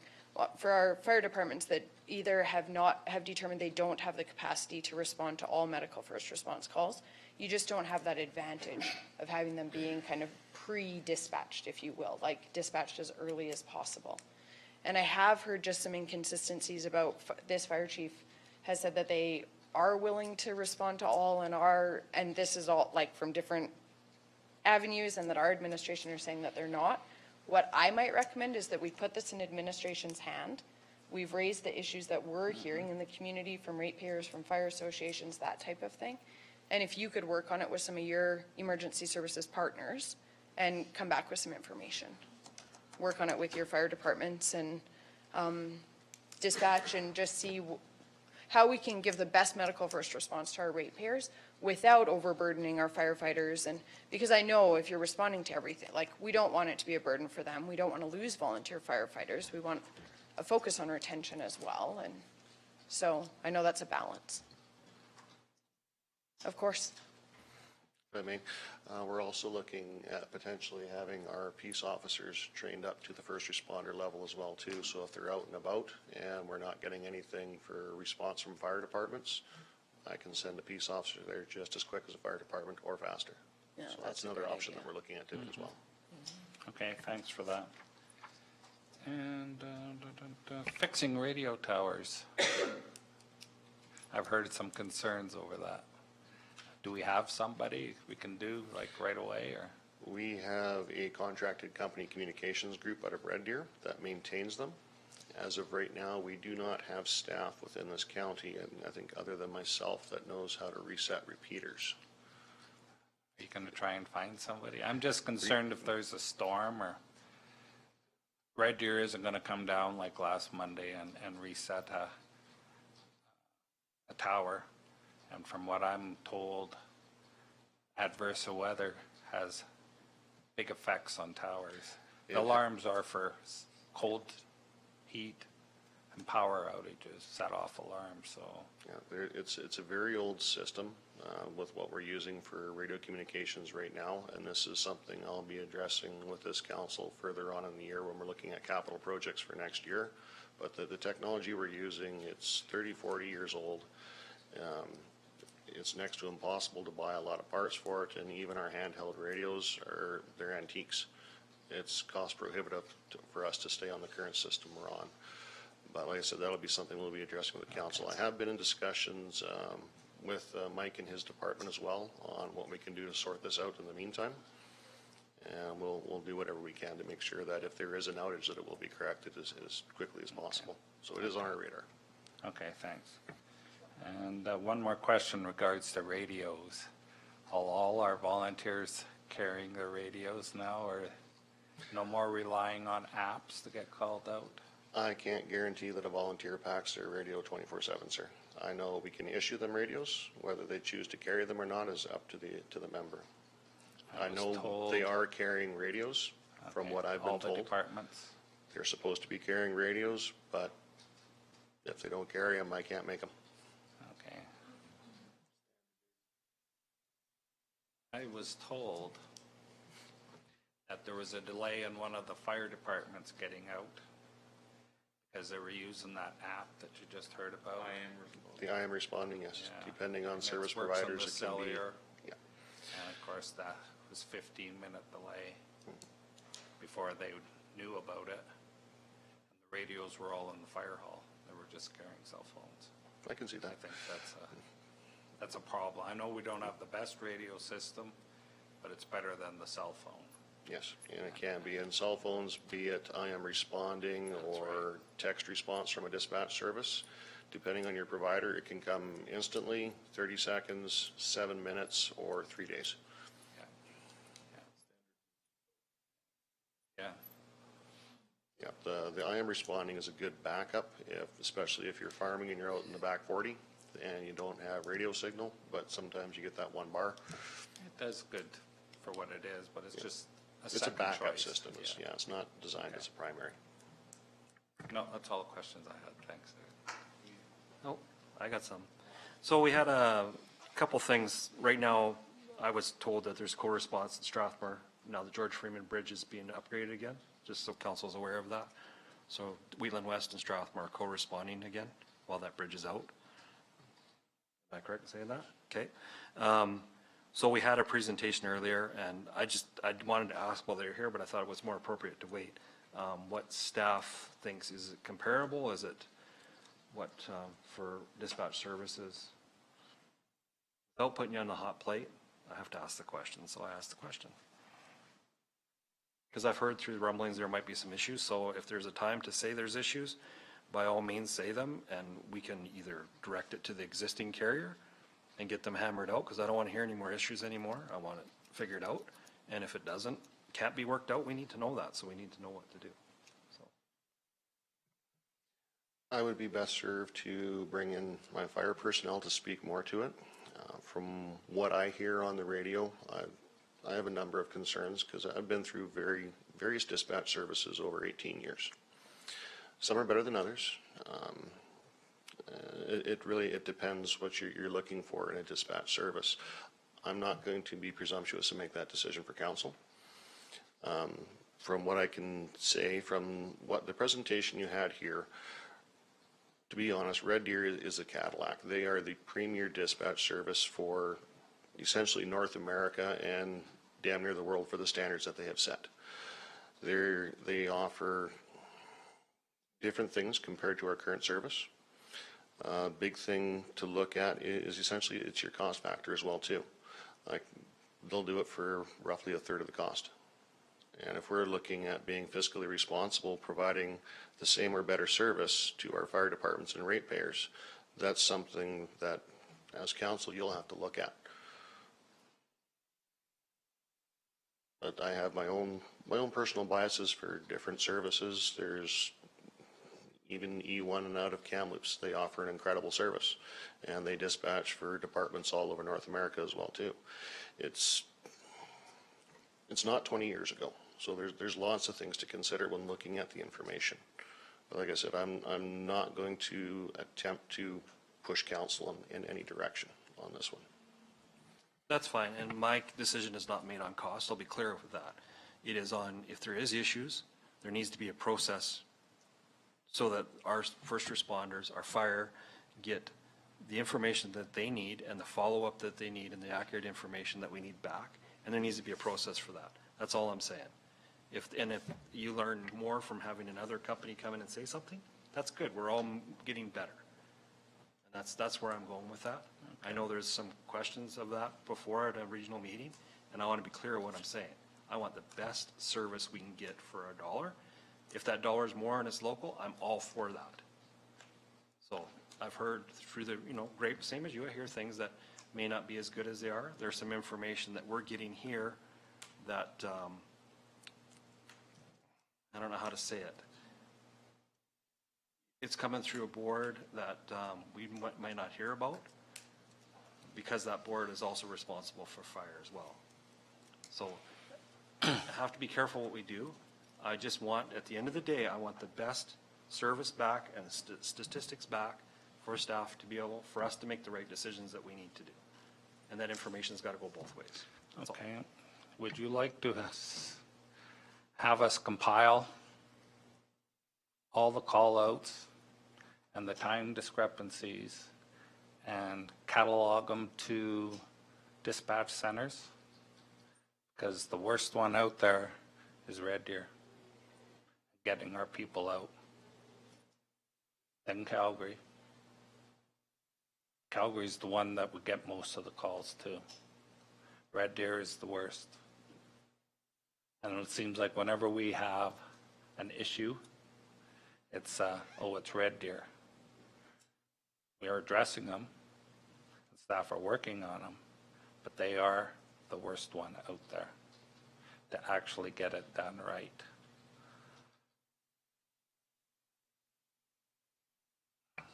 I think it's important that if there are. Well, I'm not sorry. quite done yet. Sir? We never had any of these issues until AHS took us over. We never had an issue. We got the odd one where we drove up the wrong road, but none of this 15 minutes or half hour is quite common. There was, I don't know who dispatched, but I'm pretty sure it was our friends, to an incident in Carsland. They dispatched Oyen. Estimated time of arrival is 2.5 hours. They phone back and say, well, that's a little long. Is there anything closer? They were going to launch Halo out of Medicine Hat. One of the firefighters there phoned Strathmore dispatch. There was an ambulance sitting there, and they says, well, could you send it out? This is just on the 22 at Carsland. This is what we're dealing with. I'll be very careful. But if you want to see some of the incident reports, I'll get Rob to make a list of them. Money isn't everything. Going out for accreditations, you can go ask for accreditation and they'll come and you'll go through all the work, yeah. But at the end of the day, it's the firefighters I'm concerned about getting called out there. So when I'm laying there on 40 below, with a broken leg, and the other one tied up in a car, I want help there. I don't want somebody driving around. So I'm quite passionate about it because my friends and family are driving out on the road, same as everyone here. I want the one that's going to get there first, not after the fact. That's why we park on there, and there was an incident in Strathmore on Highway 1 and 817, is it? The intersection there? Strathmore was delayed 17 minutes, the called out there. Now they were well there before because they were there within the 2 minutes because Wademsa stayed on the line. That's how long it took Calgary to call them out. Rocky Ford was 14 minutes the other day and it was Red Deer dispatched with all their ambulance was there ahead of time. That thing is working. It didn't quite work out so good in Clooney. But that's just the way it is. So if you're asking for information, you got to get the whole bundle of wax here. And I'll say it again, I'm thinking this information is just not privy to Wheatland County. This has to be to the whole Wademsa board and municipalities. They're the ones that got to get that information.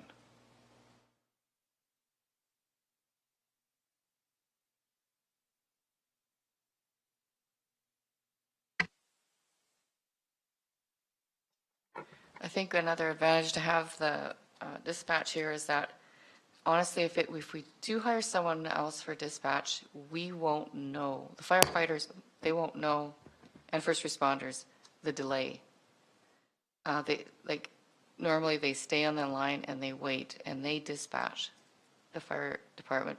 But if we lose that dispatch, we won't know where it's being messed up. We know the delays now because the dispatch is owned here.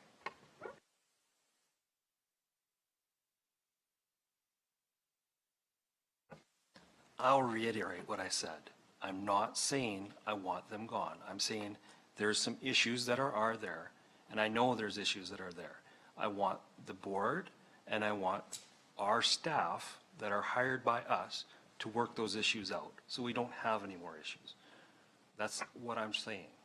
So I'm going to ask the question, what issues there are and how I you're don't aware know. of them? I hear You grumblings. just said you know there are issues. I just want clarification on that. I've heard there's issues of reporting incidences back and data that are coming back. So we all heard that. Yes. Stuart indicated he had some issues with reporting. I got a call from the director of our dispatch service saying They're not asking. our administration I hear had the same not thing. met them yet or spoken with them yet. So I'm going to encourage our administration, if there are issues, this is to me, this is an operational issue. Yes. It's not necessarily a governance issue. Absolutely. I'm going to encourage that if there are issues, they should be addressed with our dispatch center. And if there are council decisions to be considered, I think we need more information brought forward to us. If there are issues that need to be addressed at a governance level, they need to be brought here. If they're at an operations level, our administration should be working with their fellow administration in the services that they coordinate with. Is there anything further to that? Yeah, sure. Not trying to ruffle any feathers, but we have people that have hired and taken over our volunteer departments that have failed, and for whatever reason, and they're doing the job that they're set. We also have our fire associations that are still running, that are mostly with Wademza. There's a difference, there's a breakdown there. I know that. They have to work together. We're all trying to do the same goal. And that's all I'm trying to say. Without, and I guess I have to be blunt about it, and that's what I'm just gonna say. That's what I hear. And I've heard it that, well, you guys don't do this and we do that. And when we're talking about responding to calls, I know the rules are responding to the alphas and the bravos. I know they're all doing that. That's their choice. Whereas our staff, and Stuart just said this, they recommend that C and below is what they go out at for a reason, because of ramifications of burnout of staff and things like that. That all has to be worked out to figure it out. And when that gets worked out, everything else will be fine. That's what I'm saying. And that's a great job for the fire board to work at when it comes. I think it's a fantastic thing for it to work at. But I am not trying to sell our dispatch somewhere else. I want things figured out so it's best for everybody. I'll leave it. Is there anything further on that kind of discussion thread? I do have one other question. I guess Of course. in the future, if there are issues, I'd like to hear the issues so I can address them, because I am the chairman of the board. I would like to know what the issues are. I know what some of the issues are in the other way, and that's in the boardroom. And keep looking for press. The issue with the radios I mentioned, there was a fire department, I believe it was Strathmore, leave their radios in the hall and they carried their cell phones out with an app, I am responding. We got a letter on the timeliness of our call out because they were late by whatever it was, 15, 20 minutes. And the town of Strathmore was already there and had it under control. The difference being the town of Strathmore carried their radios and our department didn't. They were at the mercy of the cellular network. The app works on cell. There's one difference that we caught it, got a letter.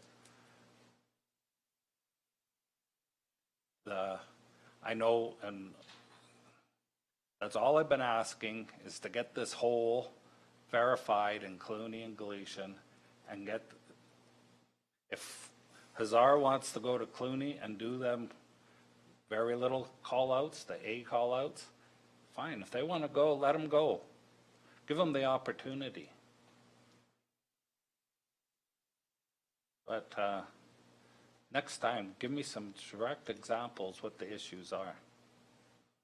Because we can't get better with saying, I've got lots of issues and not knowing what they are. And I strongly encourage staff to go and talk to Rob, go and see him at his place.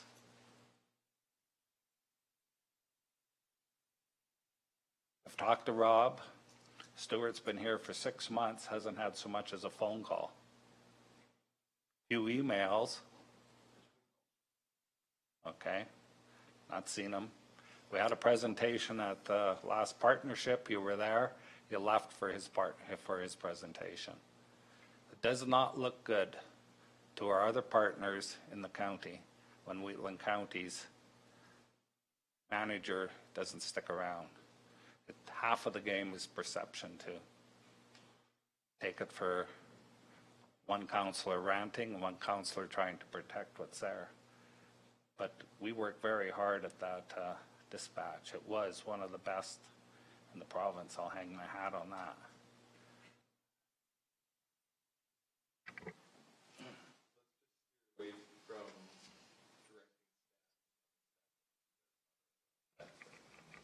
Well, I was just, encouraging administration to deal with administrative issues, and we will deal with if there are governance issues to deal with. I just have a question. It recently came to my attention that Clooney Fire is not responding with their apparatus. Is that accurate? Yes, they're supposed to be co-responding with Gleason, but attending to Gleason first as it's the closest facility to them until we get their trucks back into their haul. Now, if we go back to the RFD from our December council meeting about the Siksika storage, the implications of the recommendation were that staff will move the Clooney apparatus to the Siksika Nation Fire Hall so that Clooney can respond from that hall in their apparatus. The apparatus will be inside and accessible 24 hours a day. And then the environmental staff and public safety implications were providing trucks that have been remediated and stored safely allows for the Clooney firefighters to access apparatus that complies with the OH&S regulations and enables response into the Clooney service area. Can you clarify that? We're talking about fiscal responsibility, and we're paying $1,000 a month to store apparatus. The rationale for doing so that was presented to council was so that Clooney could access them. And I was just made aware that they're not accessing them, so I'm just trying to I don't have the clarify complete that. story, so I can't give you an honest answer at this point. Okay. I will get you an answer for that. Sure. And it may be very much close to being a moot point if their hall is, when I had a ratepayer that was asking questions, and I understood that there was more issues than just remediating the truck, so I wasn't sure if there was some issues beyond that, but I just assumed, and I know I should never assume things, but that they were responding with those apparatus because we were paying to store them there. My understanding was from previous discussions that there could have been off-site storage, like among our other fire departments or whatnot, but we didn't choose that route so that Clooney could access them. I'm just trying to clarify that.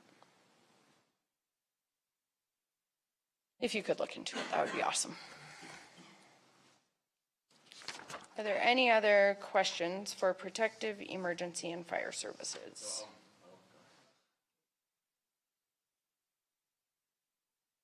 If I may, if it's not overstepping my bounds, I'd request that my direction to look into dispatch came from previous administration. Okay. And there's been a lot of conflicting priorities. I would request that council provide a direction to the new administration to get me to where I need to go.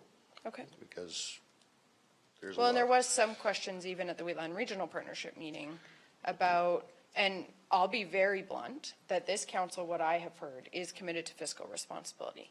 We're talking about, if we're specifically talking about dispatch, we're talking about a 25 to, at maximum, $40,000 in cost savings, which in the context of our budget is not a significant savings. It's something I would certainly be looking at. Right, yes. 45. Anyways, I don't think administration is not out of line in looking for efficiencies for us. I think that's always important. It's just, I think it's important to keep everything in context. So, but thank you for that information. But just from my perspective, I was asked to provide one little RFD to council, and now we've got a really big stirred pot and a lot of angry people. Right. So that's. Well, and there's always this fine line between operations and governance, and I know I'm really trying to stay, you know, in our jurisdiction for what we're doing.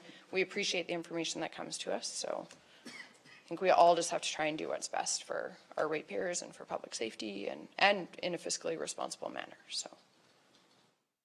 So thank you for the information. Is there anything further? All right, all in favor? Motion is carried.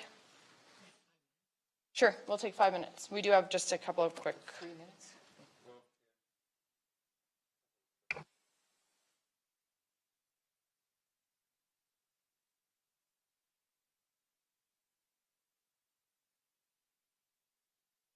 Portion of First Avenue in Rosebud for 15 minutes of fame, which I'm going to encourage everybody to attend. It's, I'll move the recommendation. We went through this last year. yep.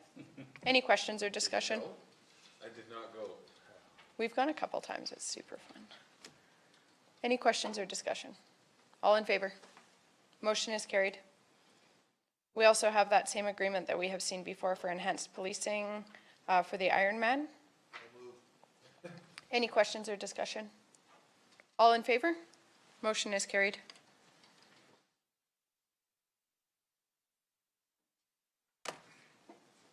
There was correspondence circulated in the package. The letter that Donna and I sent to Carsland and District Community Association regarding the outdoor rink upgrade correspondence that we had received from them.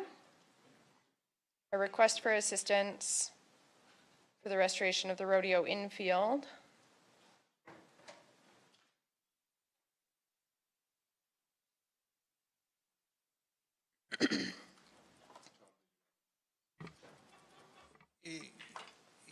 Yeah, I don't know, sort of like to help them out, but there is funding in place, like they could have applied for funding and they know the rules. I did do a check presentation during CURB for Right. something. Yeah, exactly, so, Now, this is in kind. Historically, we have considered in kind requests. I think they're asking for equipment, right? Only one box.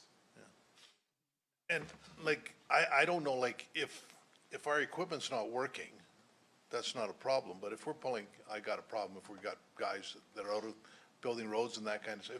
If there's guys standing around servicing equipment and that kind of stuff, and we can put equipment to use for them, I've got no problem, but I don't know how you make that call. This is just a request for in kind, but yeah, it would certainly need to be More information. dependent on our capacity. I believe in the past, some of the in-kind donations included dust control and gravel, not so much servicing any equipment or anything like that.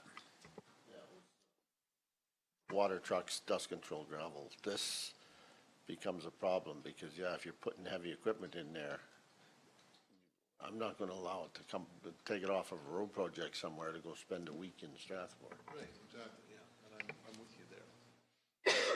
I know on Rocky Ford, they make the grader available to do the track.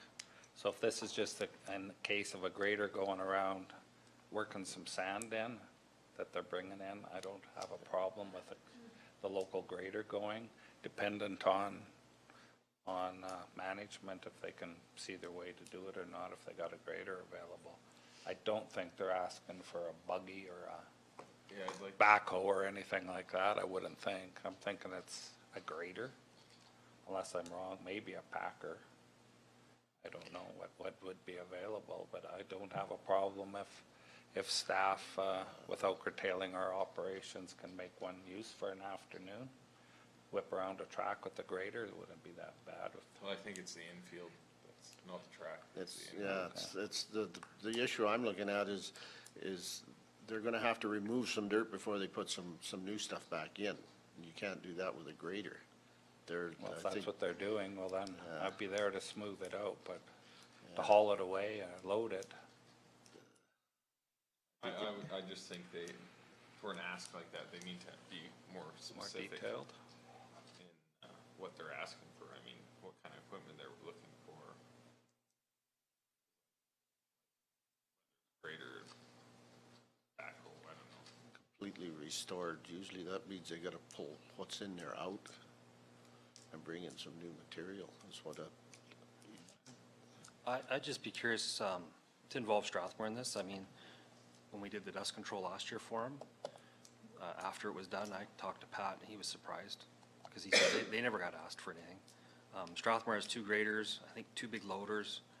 They have lots of equipment that's available and they have lots of staff that's local and is there. I don't know if they're being asked the same thing. I don't know. They are being asked the same.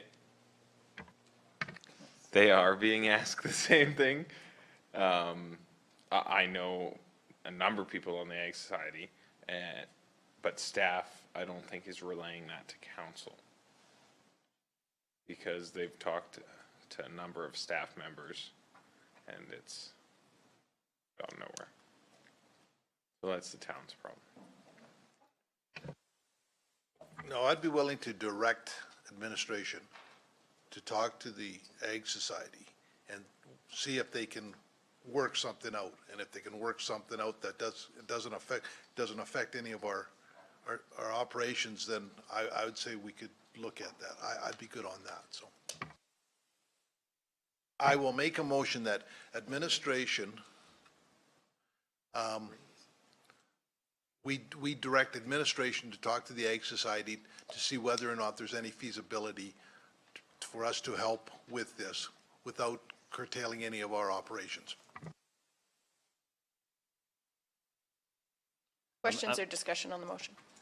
I'm just curious too, there is a big local company in Strathmore that supports the Ag Society lots, and I'm sure they would go do it. I mean, they're a private enterprise, they're huge in Wheatland County and there, but I don't even know if they've been asked. They're a big supporter of them, so.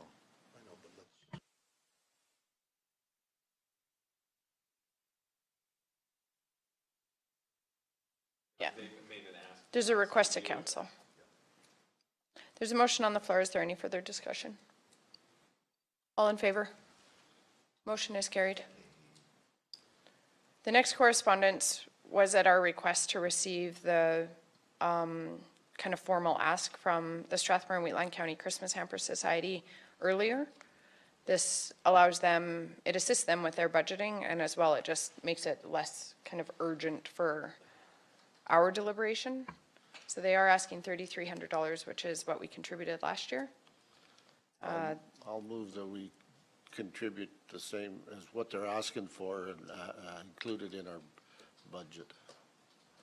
Any questions or discussion? All in favor? Motion is carried. Oh, maybe this is where I saw the say one. Maybe it wasn't an email. You did get an email. Oh, did I? Okay. I just sent a note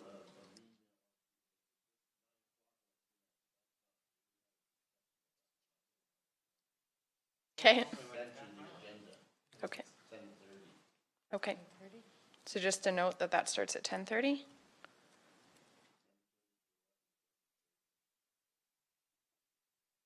There's some information from Clean Farms, which we have participated with in the past.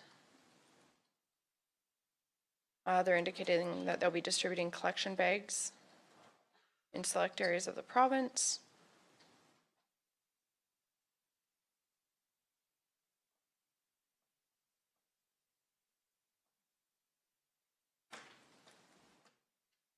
I don't know, is anyone knowledgeable, do we need to request to be part of that program? This is a new initiative that they're doing where they're providing producers bags. Oh, sorry, I missed that meeting. Okay, so we don't need to do anything with that.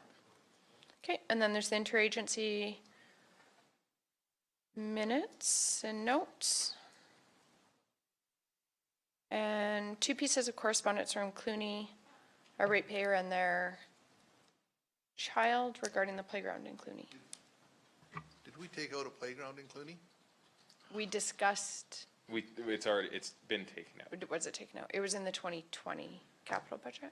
Yeah, true. So we just talked about, okay, well, so it has to go back in because we took it out. No, that I think is the new rule. We're just trying to stop them from taking anything else out. I will be talking to the Lions Club to see if they will be be willing to fund that park, because I will meet with Ruidis, Ruidis, maybe. and I will be because there might be only 2, 3 other kids within that community. And I can name two, just north of us, there's 4 houses on 4 quarters, about the same distance from each other as Clooney is, and they have more kids in those 4 families than Clooney does, and they each have their own set of playground equipment, and as did we, so I will be. So you'll follow up with the family? Yes. And if you could pass on my thanks to Wyatt for his letter, because I love that a 9-year-old sent us a letter. I think that's great. Yeah, I love, I will write him one back, actually, if council will authorize that, because I think that's amazing. They're not using him, they're homeschoolers, and this is what homeschool kids do. They write letters. Is council okay if I respond? Please give me a playground.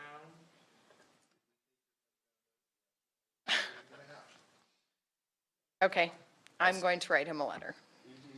I will do me. All Also, right. for council's knowledge, administration has responded to Wyatt and his family as well, so. They've No, already so there held was the no- public engagement meeting. Yeah, so there was no promises made in the letter.